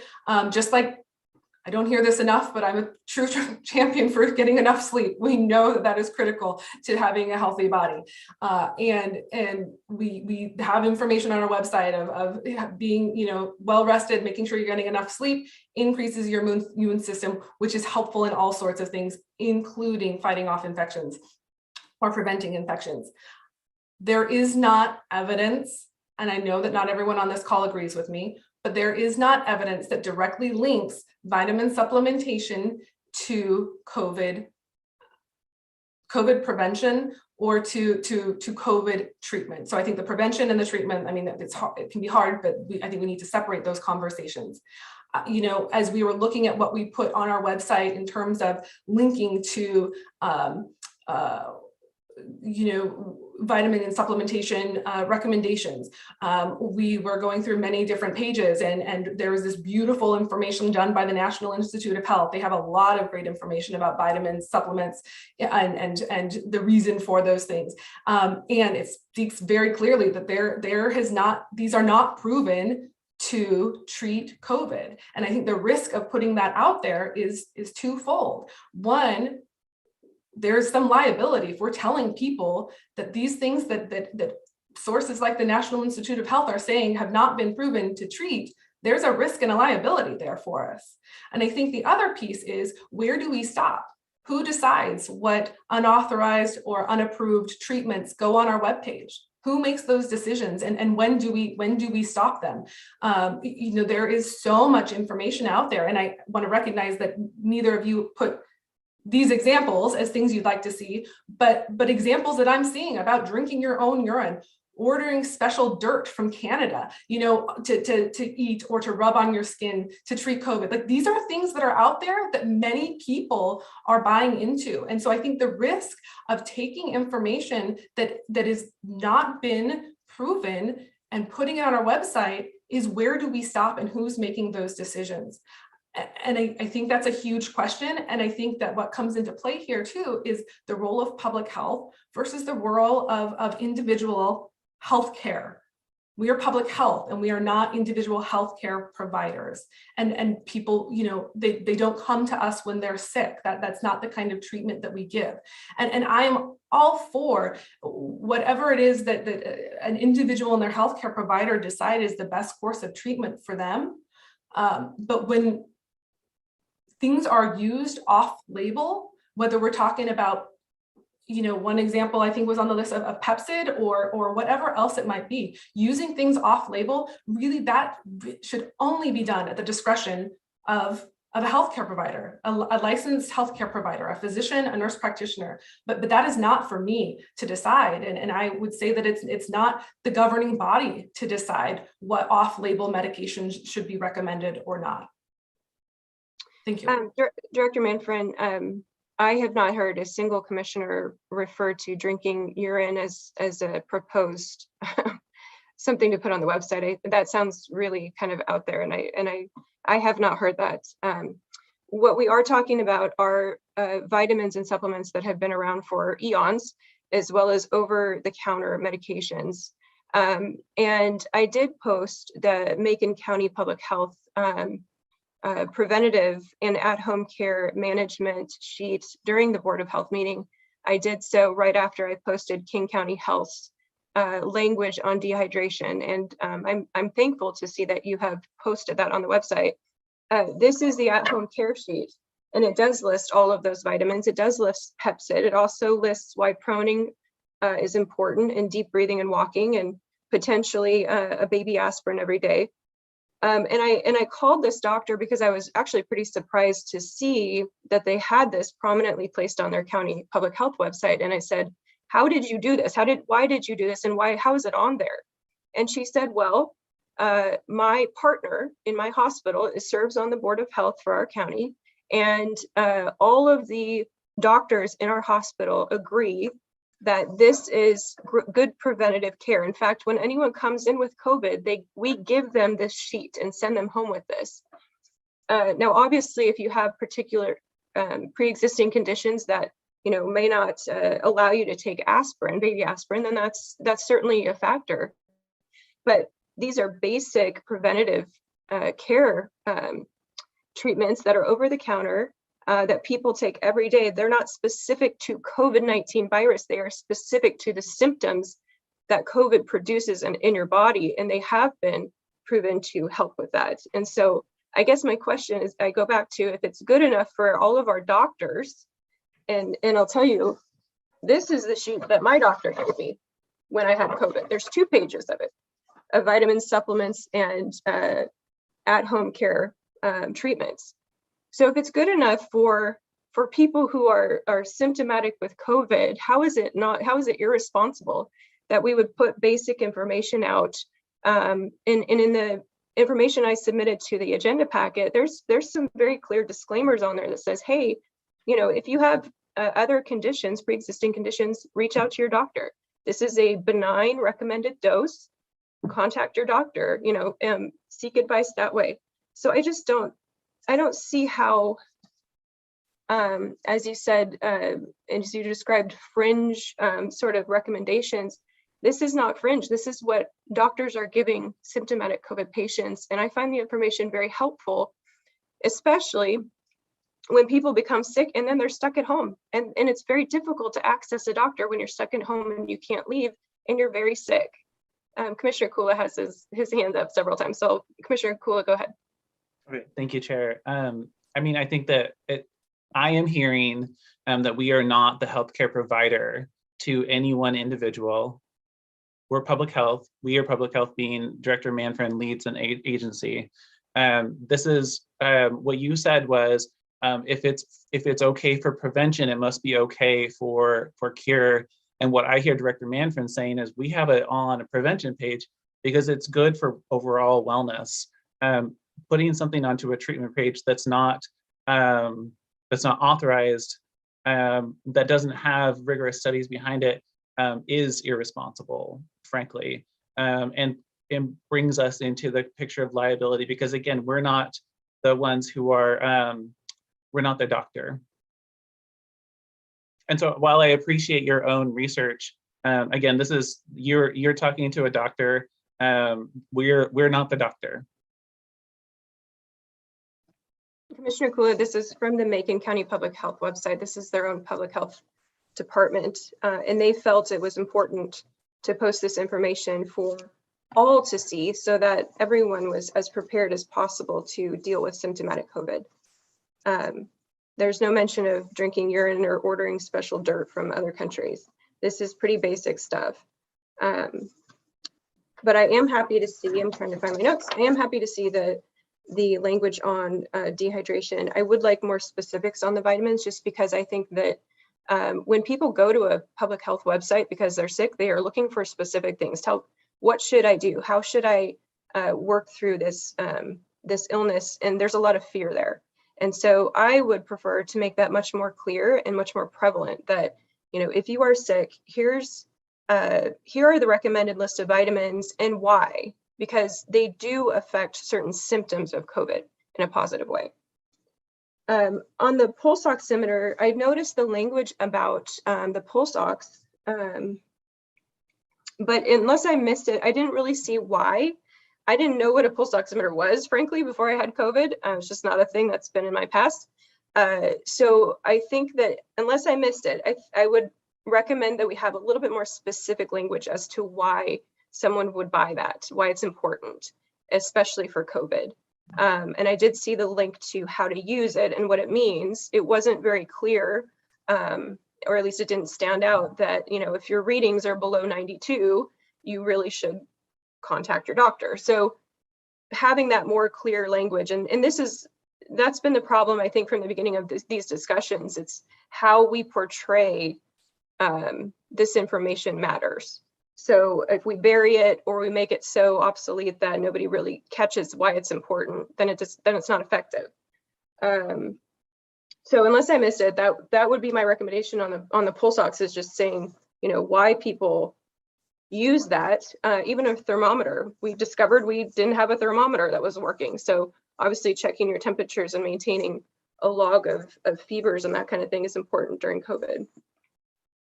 And I had a couple comments on the vax part, but I want to get to Commissioner Sterrett so she can weigh in with some of her reaction as well.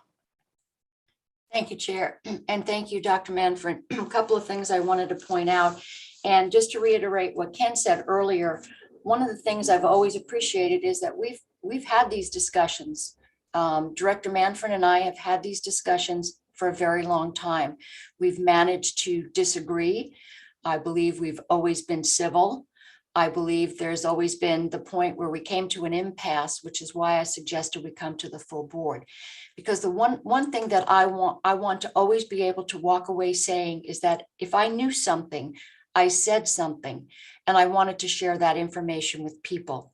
A couple of things that are concerning to me, and while I do appreciate the changes, I would point out that on the NIH website, there are very specific vitamins called out, like echinacea and quercetin, and they are on NIH website. So there are specifics, and melatonin, specifics to COVID prevention. A couple of things. I wanted to ask if there was a consideration to incorporating any of the panelists' information onto changes on the website. I know we had a medical doctor, Dr. Charles Pennick, who's been treating COVID patients for a while. We've had a couple of naturopaths chime in. We've gotten some information on our public comment from an Oregon doctor who's got some concerns. We have a local naturopath who submitted some information, which is in the packet. And so what I'm wondering is if we took into consideration medical professionals who are actually treating COVID and their recommendations. The panelists. I think I can't speak for the Board of Health. So, where they landed in terms of their recommendations was after listening to all the people who gave public comment, including the physicians. I do recall one conversation being from Board of Health members is even the people who have presented information today have shared drastically different dosages, right, of vitamin supplementation. So where do we go with that? It seems that is not definitive because even the speakers didn't have an agreement on what dosage should be recommended. Some of the things didn't feel relevant to these types of at-home treatments, right? They were IV vitamin C and things of that nature that really, I think it's pretty far-fetched to think that someone would have access to IV vitamin C and IV equipment. So I think a lot of them didn't necessarily feel applicable, or that there felt like there was not consensus even among those individuals that even further propelled this. We probably shouldn't be making dosage recommendations, and instead let's let them have conversation with their own healthcare providers to determine what is the best course for them. And in many cases, that might be supplementation. It may not.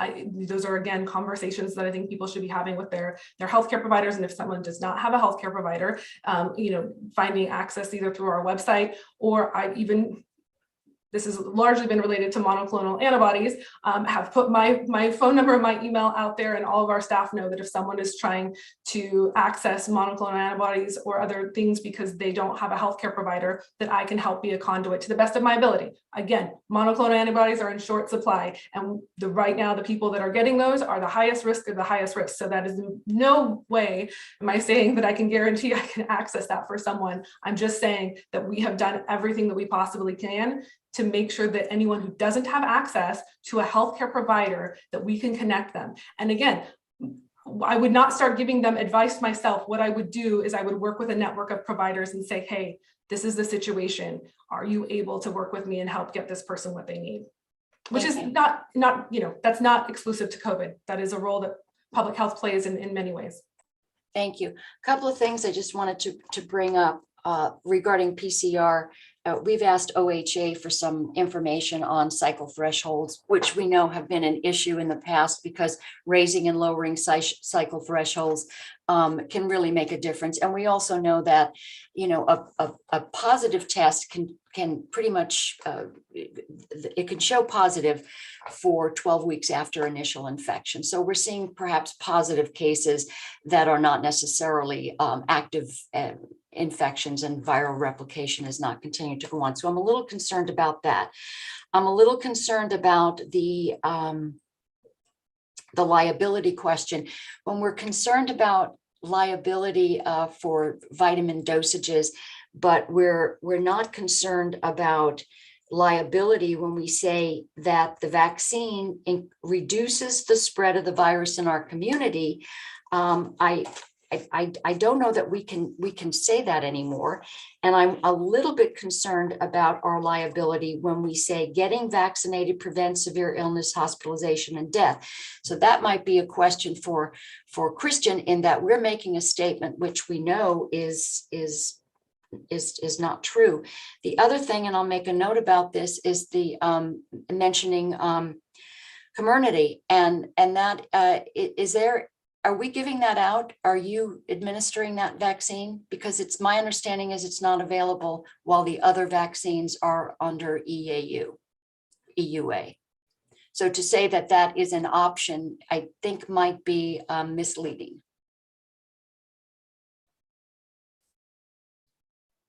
I know some of those questions were for Christian, but sorry, excuse me. Oh, I think that was a combination of Christian and Director Manfred. So Christian, why don't you kind of tackle the first part?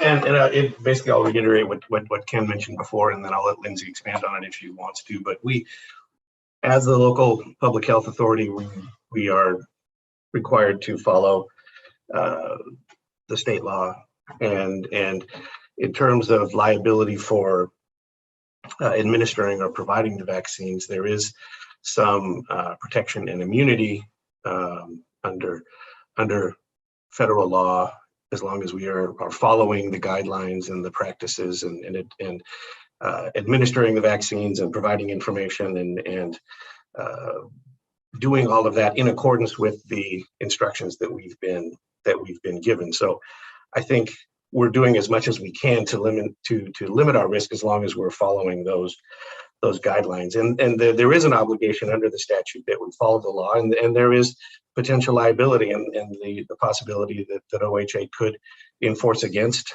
the county if we're not following OHA guidelines, laws, rules, and regulations as they've been provided to the local public health authorities. So I don't know if that helps answer your question or not. I think there is potential liability, in a lot of different situations for a lot of different reasons. But as long as we are following the guidance that we've been given and working in conjunction with and in accordance with our partners at the state and federal level, then we've done what we can to limit our liability. So we're passing the buck, basically saying OHA says it's okay. So when we say getting vaccinated prevents severe illness, hospitalization, and death, and we can call it safe and effective on our website, we're basically saying that because they say it. We're following the guidance that we've been given by the health professionals at the state and federal level. That's right. Okay. All right. So that whole liability piece is, I think, in question, in that we can be concerned about liability of telling people to take vitamins, but we're not concerned about the liability when we say getting vaccinated prevents severe illness, when we're seeing these. Well, I think as has been said, we're concerned about liability at every level, and Director Manfred has talked about this. That's why the recommendations are what they are. They're not specific healthcare information targeted at a specific individual for their specific needs. That's something that they should be working with their healthcare providers on. We're trying to provide generally recognized and publicly available information at that higher level. Okay. The other question was about Comirnaty, and there was the mention in there that this was a vaccine that was available and could potentially be administered. And my understanding is that's not available in the United States. It is not being utilized at this point. I think that might be some misleading information. Yeah, my understanding is that they are the same. One may be called Comirnaty, but the Pfizer vaccines that are going out, my understanding is that they are the same.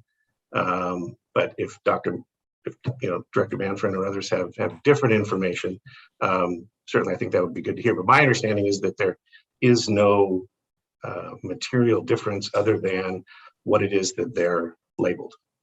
The Department of Defense has ruled that they are distinctly different, and that's been a court ruling regarding military vaccination, so that but Comirnaty cannot be administered right now while the other vaccines are under emergency use authorization. So I think that we really bring our credibility into question when we tell people that they might be getting something that they cannot be getting at this point in this country.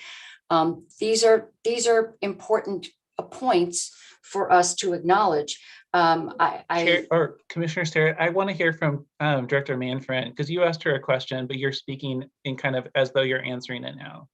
I apologize for interrupting you. I just want to hear from Director Manfred about that question. Yeah, we'll hear from her. I need to finish my sentence. Thank you very much, Commissioner. So basically, the information that is on there would need to be clarified for us to make it clear to people that that is not a vaccine that they would be receiving. So I'm just wondering what your thoughts were on that. As I said, my understanding is that there is no material difference. I'm happy to take a look at the materials that you mentioned. I haven't seen those. I don't know the context in which that decision was made, and what impact that decision might have on the greater guidance from the CDC or from OHA on that particular vaccine. So I'm happy to take a look at that information if you'd like to send it to me. Okay, and if Dr. Manfred can address whether or not we're actually administering that when we are putting that on our website, I just would want to clarify to people that they're not getting that. And your thoughts. Yeah. So I think a couple of thoughts. One is the emergency use authorization form. So the document that's given to anyone when they're getting the vaccine. If you look at the one that is for the vaccines under the Pfizer umbrella, and this is again linked on the main vaccine page from our website, it has the information and it's labeled both from the brand name, as you mentioned, Comirnaty, as well as says, and the Pfizer biotech COVID vaccine. Now, the reason it can be on the same document is because within that vial of whether you're talking about the name brand or not, it is the exact same content. Everything is the same. The ingredients are the same. It's a labeling component. And that's what happens when something goes through the FDA process, right? The Pfizer vaccine, Pfizer is the large company. And so they called it the Pfizer COVID vaccine. And then once it goes through that final approval process of the FDA, then they get to come up with their fancy name, and that's what you're seeing there. And so the answer is, do we have anything labeled with the brand name in our fridges and freezers?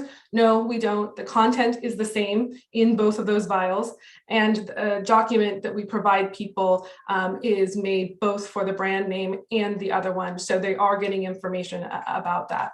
And again, those are the requirements. A couple of the other questions that you asked earlier, just related to content on the website, again, as it relates to COVID treatments. Again, I am not making any statements specifically about the content or the treatments that you all have recommended putting on the website. What I'm saying is, I think that what needs to be established is who makes those decisions. Is it that we want our governing body to be making decisions about what we put on our treatment page versus healthcare providers? And I think that that's why I'm concerned, because at what point do we say this one is gross, or I don't like this one, or this one's not okay, but this one is, when all of those things are at this point not proven to treat COVID, right? Like, we have to have a line somewhere, and it seems like proven versus unproven is a clear way to have that line. And then other information can be provided by, again, people's healthcare providers. You also asked a question around statements related to COVID vaccine and its effectiveness. Yes, I think as we're all learning through the Omicron variant, we're seeing the vaccine be less effective, and that there's a number of reasons why when it comes to spread. Although I want to note that we have hovered pretty consistently between the 70-30% split, meaning 70% of people vaccinated, 30% unvaccinated. Excuse me, reverse that. 30% breakthrough cases, 70% vaccinated folks. So if 30% has been our breakthrough case, we're not seeing a big shift in that. I understand what's happening in other places, and I anticipate that happening here too. But the data also still continues to clearly show that hospitalizations and deaths are drastically reduced by individuals being vaccinated. And that plays out at national levels, international levels, state levels, and even our local data. When we look at vaccination rates, upwards of 16 times more likely to be hospitalized in those people who are unvaccinated versus vaccinated. So I think that there is a lot of evidence to continue to support the vaccines in that mechanism. Thank you. I want to just go back to a couple of things. Thank you for that. One of the on our website, we talk about the risks, and the risks list side effects reported. And the side effects reported are things like sore arms, swelling, pretty minor side effects. And then later on, with a mention of VAERS, it says that this VAERS is basically for trained experts. So that, in other words, looking at the data from VAERS is something that only a trained expert, really should be parsing, when really some of the side effects and the red flags we're seeing, anyone can look at those and look at the fact that they are more significant than a sore arm.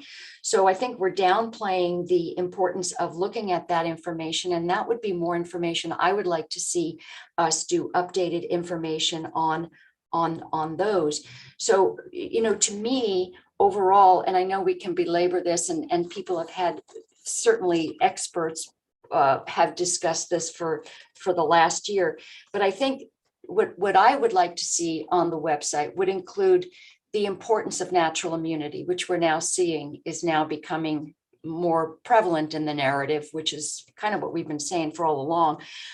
What constitutes a breakthrough case?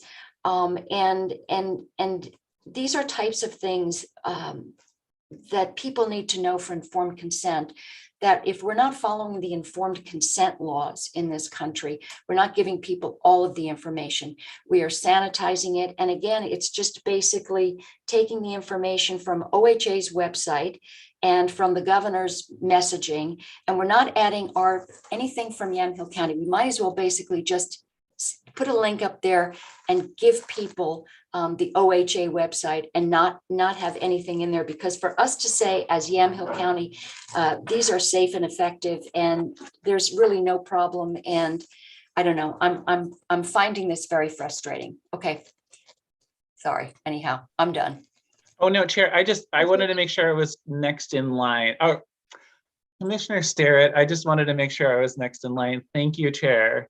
I do want to note that I actually can't see any place where the HHS websites around COVID or the vaccines actually say safe and effective, which seems to be a change. And it's actually something that I would like to see returned.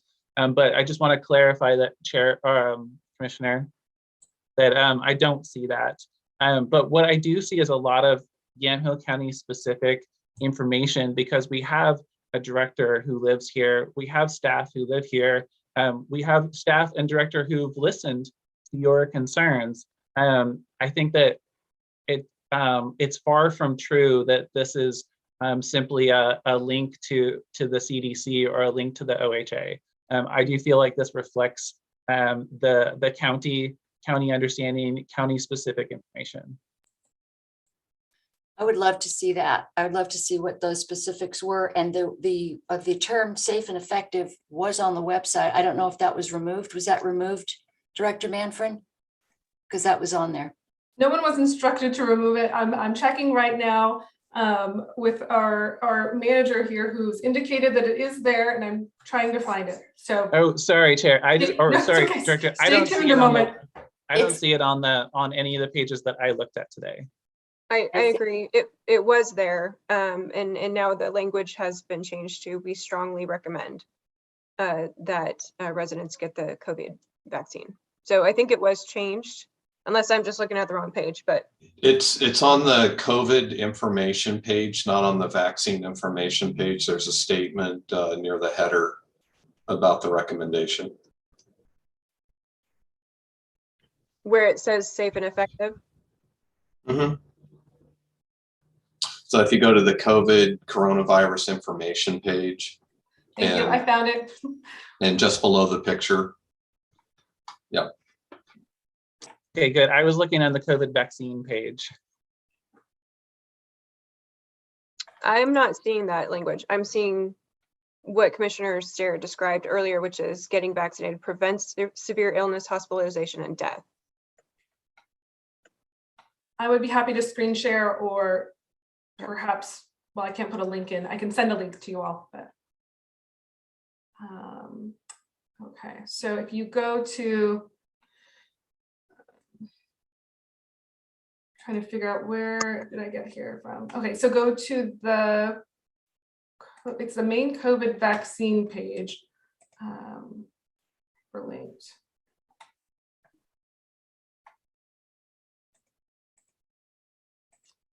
Yeah, if you go to the main COVID vaccine page. Yeah, sorry, this is hard to do verbally. Yeah, no, I saw your screen share, and that was the same page I was on. I guess Okay. I'm just, I think if I'm understanding Commissioner Starrett correctly, the concern is over the statement that the vaccines prevent illness or death. That's a pretty strong statement. Maybe we tweak that a little bit and soften it to satisfy that, because obviously vaccinated people have died from COVID. So, but I was going to follow up on well, first of all, a couple of the proposals, well, both of the proposals had strengthened language on natural immunity and posting information about natural immunity and studies that are going on. The most recent one I read was actually done on vaccinated people, and it was very strongly the notion that natural immunity in conjunction with the vaccine was very strongly associated with surviving the virus or weathering the virus easier. So even among the studies with vaccinated people, natural immunity continues to come forward as an important piece. So that's something that I think is, in terms of additions to the website, I think that would be beneficial. Christian, we were talking about liability earlier. I'm not aware of any OHA rules or laws around us posting specific information about vitamins or supplements. If I'm wrong about that, I'm wrong, but I'm not aware of it. And so what I would propose is really the same tactic that Macon County took, which is, it seems like a member of their Board of Health authored the recommendations, and their name is on it as the source, their contact information is on it as the source. So there seems to be a bit of, there's direct accountability for it because they serve on the Board of Health, but there's also a bit of a separation so that if there are questions, that individual is willing to take those questions and answer questions. So I'm wondering if that's kind of a happy medium for us in terms of concerns or legal liability, if that's something that we would be willing to explore. Yeah, absolutely. But I think another thing that might be helpful is if, and this is, a question for Director Manfred, if there are some specifics coming out of this that maybe it would be beneficial to get some further input from our own Board of Health. So to give them the opportunity to come to a similar or a different conclusion about whether or not our Board of Health would feel comfortable making recommendations that another county's Board of Health has said they would be comfortable making. I think that would be important input to this conversation and to the ultimate decision about whether or not they and Director Manfred think it would be appropriate for the county to add to the public health webpage. Okay. Yeah, the thought crossed my mind in terms of protecting the county from potential liability, but obviously a Board of Health member would have to be willing to author that and sort of sponsor that advice. But I also think that, the necessary disclaimers would have to come as well. And I'm not trying to do that in an effort to tell our residents that if you take vitamin C, you will be prevented from getting COVID. That's not the case. I'm doing that because one, it helps your immune system prepare for the virus. Two, it helps you heal through the process while you're sick. And as we're seeing with long COVID patients, these vitamins and supplements are absolutely critical for healing their body as they come out of severe cases of it. So that's really my purpose behind pushing that. I do think there's ways we could do it where it's not, Yamhill County says you should take, 50 milligrams of zinc every day, where it's more of a, perhaps a member of the Board of Health authoring some type of one pager that says, here is some basic benign dosages and recommended vitamins and supplements. Here's why. Here's what they do for specific symptoms of COVID. And maybe that's the happy medium for us. So let's explore that. I'm still stuck on the pulse ox and the thermometer. I really would like us to have more specific information about why those are important, because, you know, I wouldn't have gone out and spent $40 on a pulse oximeter if I didn't know why it was so important for my family to have that. So I think that's a critical piece for me, is you know, making sure those things are in your home in preparation, because like I said, once you're sick, you're scrambling, and it's not fun. And then besides that, we've had a lot of discussions about the vaccine page and the information. I think for me, my biggest issue on that is just the information about natural immunity, and making that a little bit more robust, so that there is more of a balance of information. But I'm happy with all of the other changes. It was really wonderful to see. I was going through my list of my proposal, and a lot of them I checked off the list. So really happy to see that, and thank you for that work. Commissioner Kula? Yeah, thank you, Chair. As regarding whether a Board of Health member feels comfortable or not, I'm not really interested in what one Board of Health member feels comfortable writing down. I want something to come as a vote from the Board of Health, which is why I originally asked that this information be presented to the Board of Health. But again, that's one person, and which one do we choose in this regard? If somebody says, well, I like this dose, you know, who are we deciding on? It's the Board of Health rather than any one individual. Regarding what you're calling natural immunity, which I would just say is immunity, even if somebody hasn't had the vaccine, there is information. And if Director Manfred wants to screen share again, she can show you there's information on getting the vaccine versus having never had the vaccine, but having contracted COVID in the past. And I think that that's sufficient.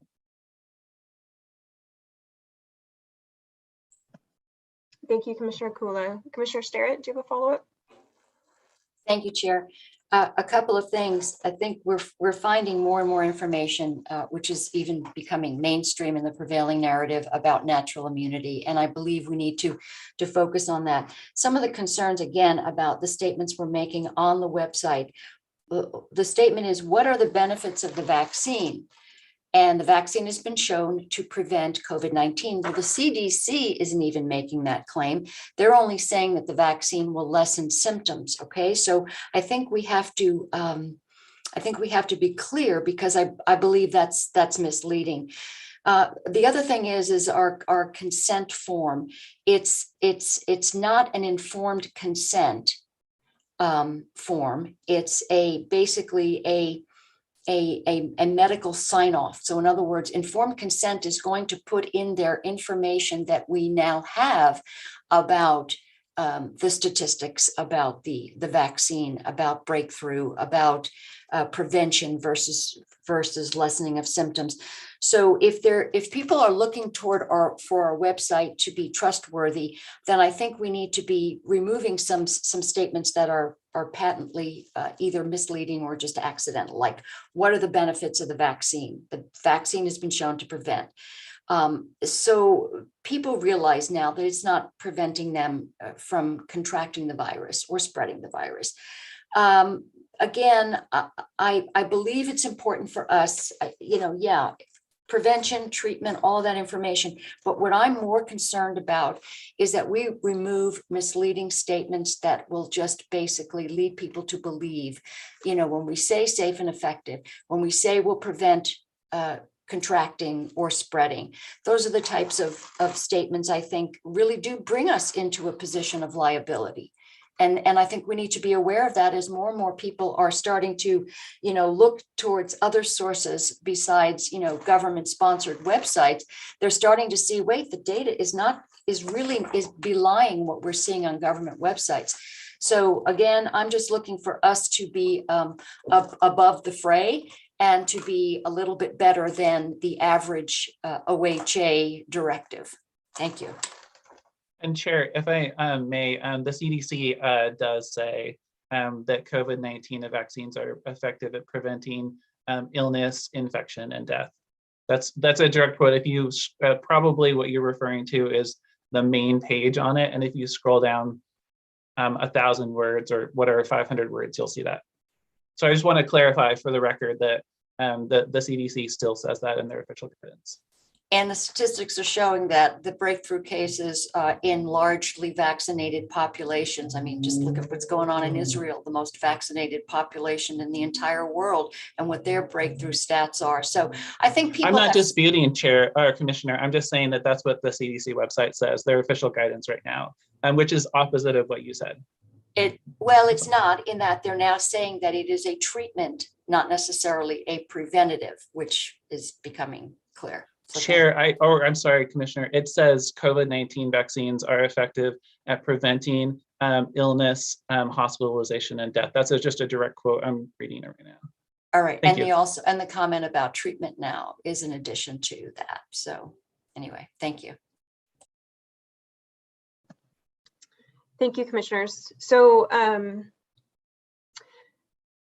I guess going forward, I'm looking for a game plan. So a lot of the things that were brought up in the Board of Health, and I have to thank Commissioner Sterrett for putting that together and bringing that conversation forward, because I think it produced a lot of wonderful conversation, you know, not just from the health community, but from people in our county who are dealing with this in real life. And it's, you know, they don't have all of this expertise. And so I thank Commissioner Sterrett for doing that. It brought forth a very important conversation that we're having. Thank you, Dr. Manfred, for making some of those changes and being responsive. That was wonderful to see that on the website. I think going forward, we have had some clear issues kind of rise to the top of this discussion.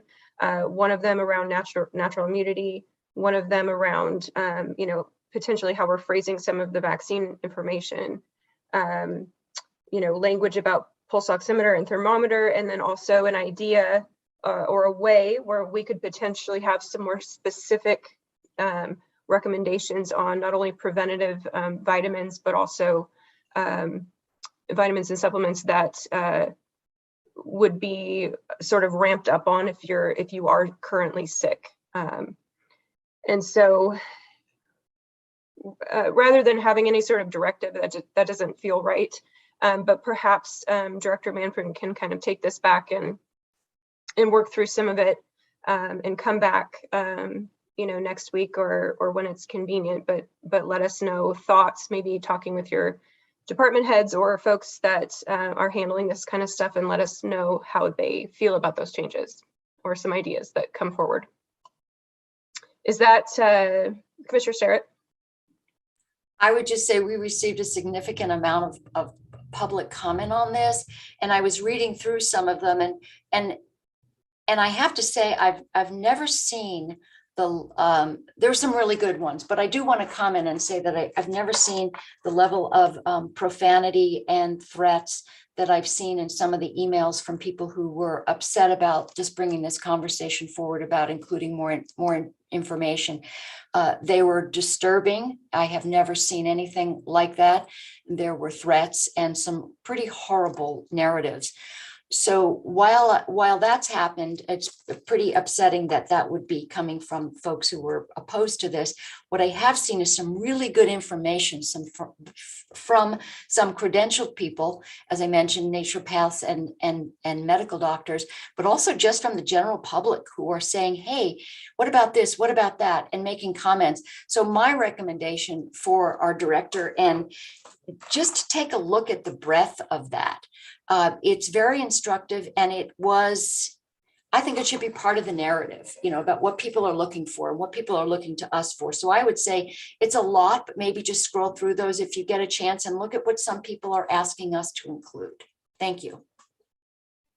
And then I will say that I'm not really clear about what you are directing, both the two of you are directing Director Manfred to do, but I would say that, again, I want to see any recommendations go through the channels that we've set up here in the county. We have advisory committees. People bring things before that advisory committee. If the advisory committee then chooses to make that recommendation to the Board of Commissioners, let's keep it in that pathway. So again, if you have recommendations, you want to see changes, go to Board of Health as a first stopping point. I recognize that this is, you want the HHS to change things more than Board of Health does. But again, I'm asking you just to bring it before them. So thank you. Well, Commissioner Kula, we did that. And I think that there wasn't a directive out of that. And public health took it upon themselves to actually be responsive, which is what's wonderful. I don't know that we need a directive. I think Director Manfred is hearing some of these high level things that are still concerns. And what I'm hoping for is that we come back together maybe in a week and discuss some ideas around those. You know, how can we alleviate those without creating directives?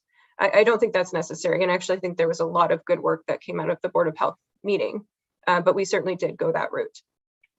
And I'm saying that I don't agree with the comments that you've made, and you want Director Manfred to change. And so if there's like a motion or something, like, I want to see who, are we directing staff to do something right now? We're asking staff to help alleviate some of the issues that are still there that came out of the Board of Health discussion and the subsequent changes.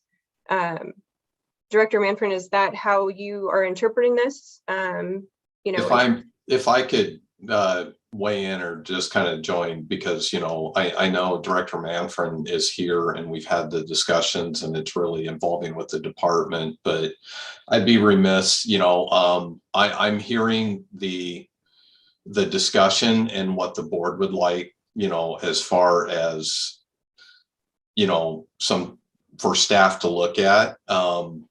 And it's something, just a reminder, I work for the board, you know, so any directives that come from the board, you know, to me, and then I can have those conversations with the director, and based on the conversations and the feedback, I would like an opportunity to sit down and meet with Lindsay. And so then we can come up with a strategy on how best to approach, and I'd be happy to come back and report to the board on that. I think that sounds great, commissioners. Okay. Thank you, Ken. Thank you, Ken, and thank you, Director Manfred. Thank you, Lindsay. Great to go through the website like that in detail, so I really appreciate that. Okay. Is there any further discussion on this particular agenda item? Nope. Okay. Thanks, everyone. Okay, let's see.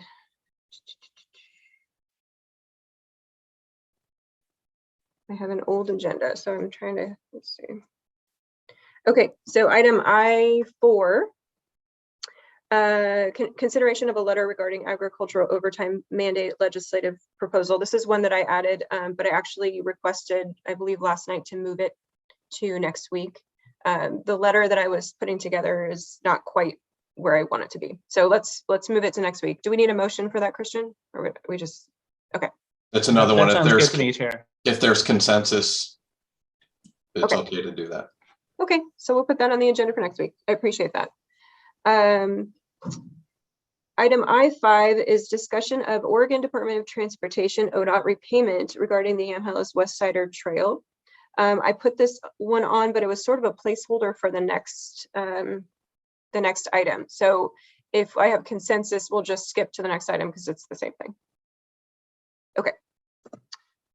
So let's see. Chair, I was hoping that there was the same thing. Right. Okay. I need to pull up the agenda here. Hang on just a second. Okay. So item I6 is consideration of approval of a grant repayment agreement for repayment of Connect Oregon 6 funds in the amount of $687,532.78 to be paid in 3 equal annual installments of $229,177.59, starting on February 15th of 2022 and subject to final review and approval of County Council's office. So Christian, did you want to kind of give us a quick overview of this? We have it in the packet, but if you want to kick that off. Yeah, and to be completely clear, it's actually 59 cents in 2 of the years, and 1 of the years is 60 cents for all of those math folks out there doing the math and realizing that we may be off by a penny. But I put it in there as 59 cents. So this agreement that's in the packet reflects the proposal that the board asked us to make to ODOT late last year as a proposal for repayment of the Connect Oregon 6 grant funds. The agreement largely reflects what we proposed. If the payments are made as provided in the agreement, there is no interest. And this also accomplishes the goal of spreading those payments out over 3 fiscal years. So for all intents and purposes, it reflects what we had proposed to ODOT. Commissioners, any comments, discussion? So this has I'm sorry. Started talking without Oh, no, getting go ahead. permission. Chair, I have Go a right ahead. question. Mother, may I? Christian, a question about this, no interest on this, correct? These are no Well, interest. as long as we are making the payments and we are not otherwise in default, there is a provision that says if there is an event of default, then interest will accrue. I think it says 9%. Okay, thank you. Ken, I know that we transferred this money in its entirety to be available to go out the door. If we make the first payment in February, what fund is the rest of it sitting in? And is it just sitting there for 2 years? Does it earn interest? I mean, what is that? So the funds, because we did do a transfer of funds into Fund 40, which is the capital reserve fund where the project, where this original project was funded. We do have the funds there fully appropriated to be in order to make the payments.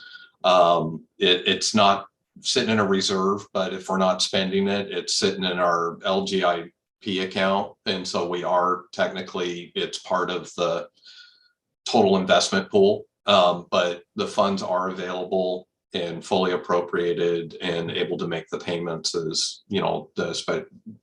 next month.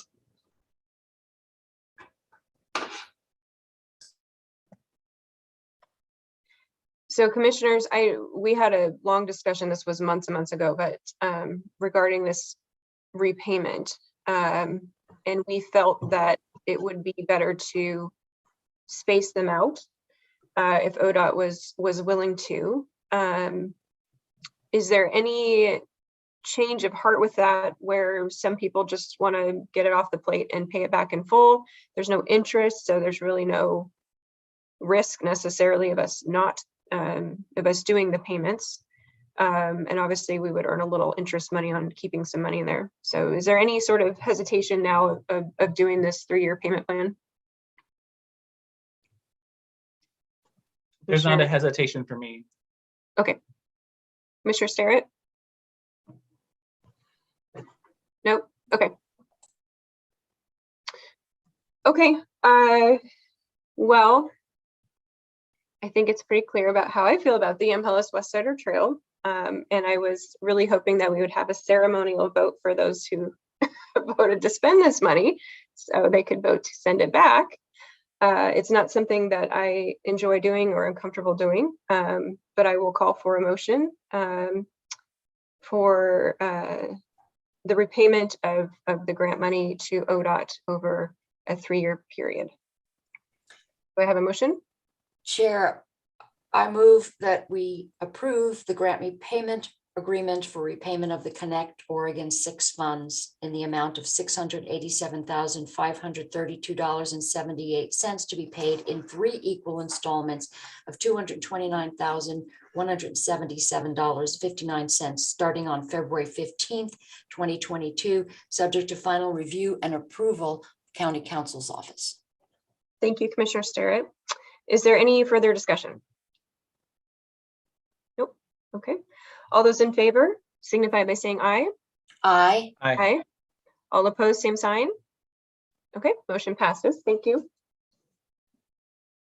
And that brings us down to the prior old business item, which is consideration of approval of a letter of support to be submitted to the Public Health Accreditation Board for public health re-accreditation And again, this was continued from January 20th of 2022.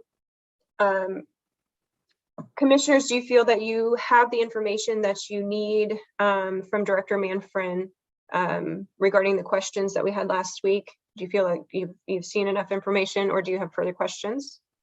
Commissioner Sterrett?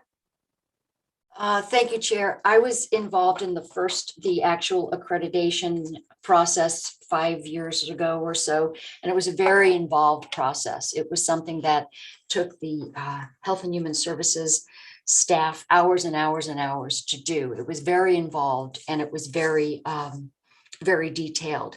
This is, again, there was still the reaccreditation process is not quite as involved in terms of the actual on-site interviews and things like that. But there was an enormous amount of work that went into putting this together and a lot of detail. The reason why I was suggesting that I would not be in support of sending that letter in is because not that it in any way diminishes the work that the Public Health Department and the Health and Human Services Department has done. But I feel that it is a way to say that we can do better when it comes to messaging the public health information we're giving people regarding COVID treatment and vaccines and all of that information, which is why I had concerns about signing this letter. And that was pretty much it. Thank you, Commissioner Sterrett. Do you feel that the changes that have been made, around COVID-19 specifically, obviously, but in the discussion today, does that help with your hesitation? Is there anything further that you would want to see to get you to the point where we are going to support reaccreditation? Well, I was encouraged by the changes that were suggested. I was encouraged by the work that has been done to try to get some of the community's concerns addressed on our website. I'm encouraged by our administrator and our Health and Human Services Director working on a collaboration to bring more balance. I appreciate that, at least that discussion going on. And I think that is pretty much what I was looking for. Again, a lot of work went into this, and I acknowledge that. And that was the reason why I wanted to hold this up. So I feel encouraged, and I feel that I'm appreciative of it.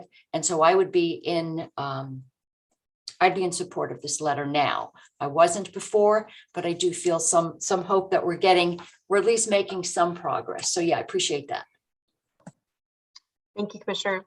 I do think that there's a lot of tentacles into this discussion that relate to the previous discussion we had in the work session, which is concerns around an overarching messaging strategy, how we messages out to the public that are critical. And I keep hearing that over and over in a lot of the discussions that we have. So that's definitely something that I'm looking forward to working on with Mr. Morgan. So Commissioner Kula, you have thoughts on this? Yeah, Chair, I think that we should approve the accreditation letter and submit it. I think that it didn't need to have a conversation where you push Director Manfrin to change things on a website that she doesn't want to change. But given that, I'm in approval of this letter.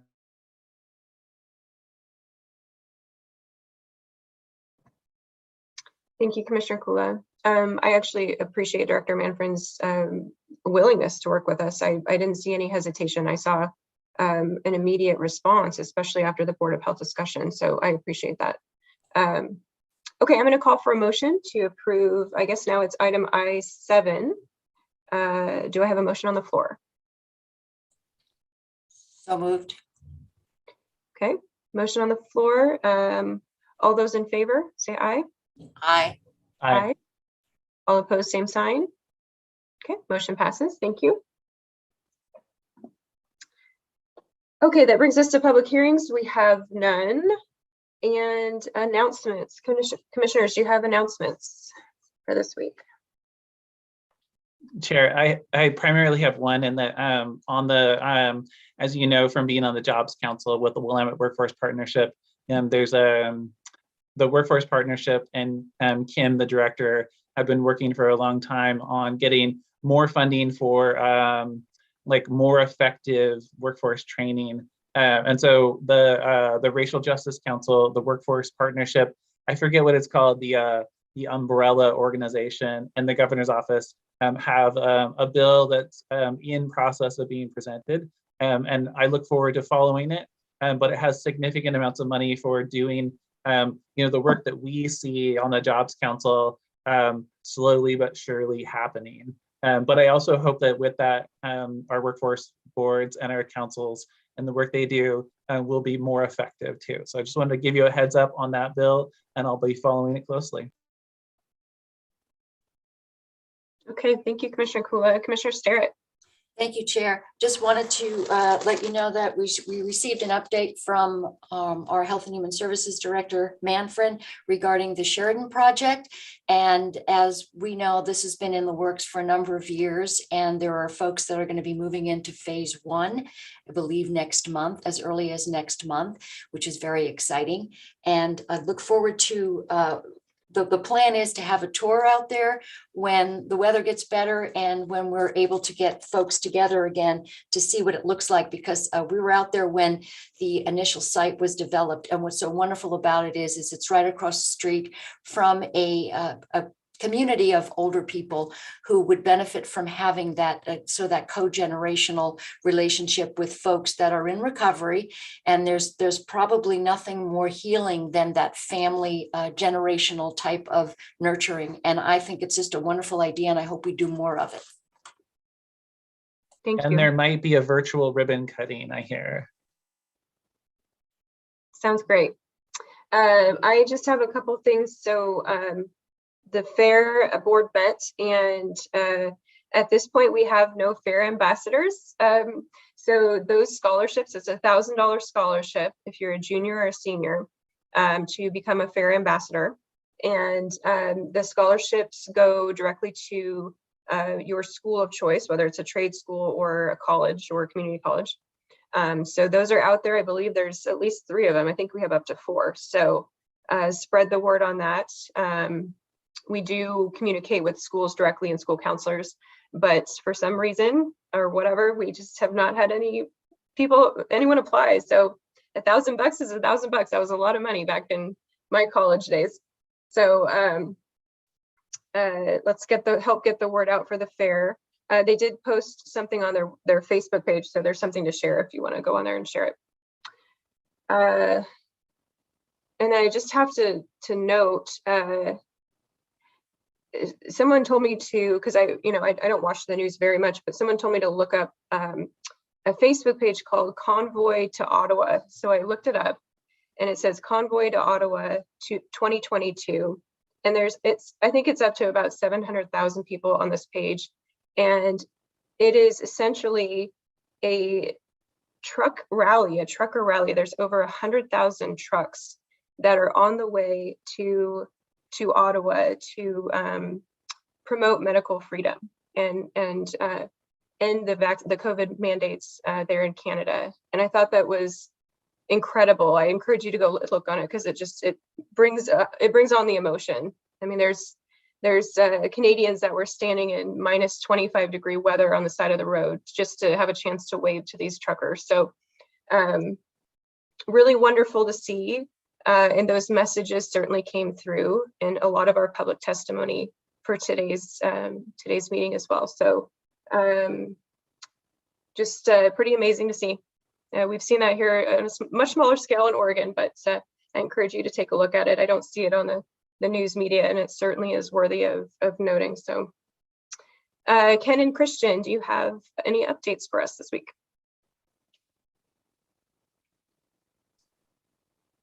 I guess I was waiting to see if Christian wanted to go first.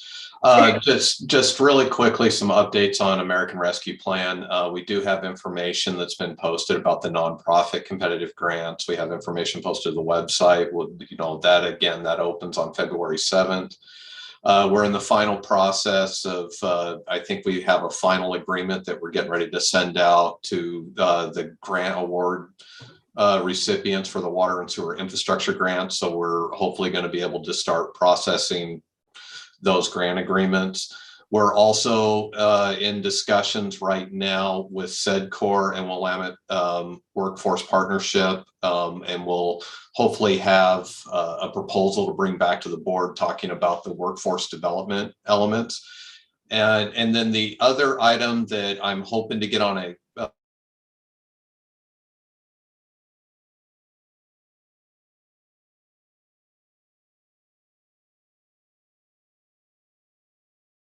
on extensive discussions about the various grants. There's one area that which really has to do with some of the internal services or those internal needs. And based on some updated Treasury guidance, I would like to come back and have a conversation on how best to handle. It's more of a budgetary action, but I would like to have the discussion with the board here in the next couple of weeks with a new approach to around the revenue replacement and some of the public health response. So, so I don't think we necessarily have to get anything on the calendar, but hopefully I'll be able to come back to the board with something more definitive here in the next couple of meetings. And then the other thing is I'm still actively trying to work to get a little bit of delay, just capacity issues. We haven't opened the RFP for the rural broadband consultant yet, but I'm really striving to get that opened up this week. But again, we're running into a little bit of capacity issues. So, and so I just wanted to give a quick update on some of those things. Oh, and I have a treasury report that's due on Monday. So that's the other part too that I'm working on related to ARPA. Great, thank you. And some of the feedback that we've gotten from city managers about the water and sewer grants is just awesome to see. They're just so excited to have that huge lift taken off their plates. And many have said that, this will allow us to not raise local rates for years and years. So I love seeing that. That's wonderful. Christian, did you have anything? Yeah, just one quick announcement. I'm happy to let the board know you've met her, but we have added a third attorney now. So welcome to Jody Gallahan. She joins us as an assistant county counsel too, from a similar position with Lynn County. So we're back up to 3 attorneys. So hopefully that will help with capacity and workflow. So if you haven't had a chance to swing by and say hello, please do. And you'll probably see her coming soon on an email, a Teams meeting, or hopefully meetings in person, Board of Commission meetings here in the not too distant future. So welcome again, Jody. Welcome. And Megan Thank as you. well. That's it. I got my first email from Megan, so she's rocking and rolling. Yes, Megan. Welcome Megan too. Okay, so it looks like, is there anything else for the good of the order? Nope. Okay. Well, I hope everyone has a wonderful weekend, and I'm going to close the Yamhill County Board of Commissioners meeting, formal informal session for January 27th. Thank you. Thank you, Thank you. everyone.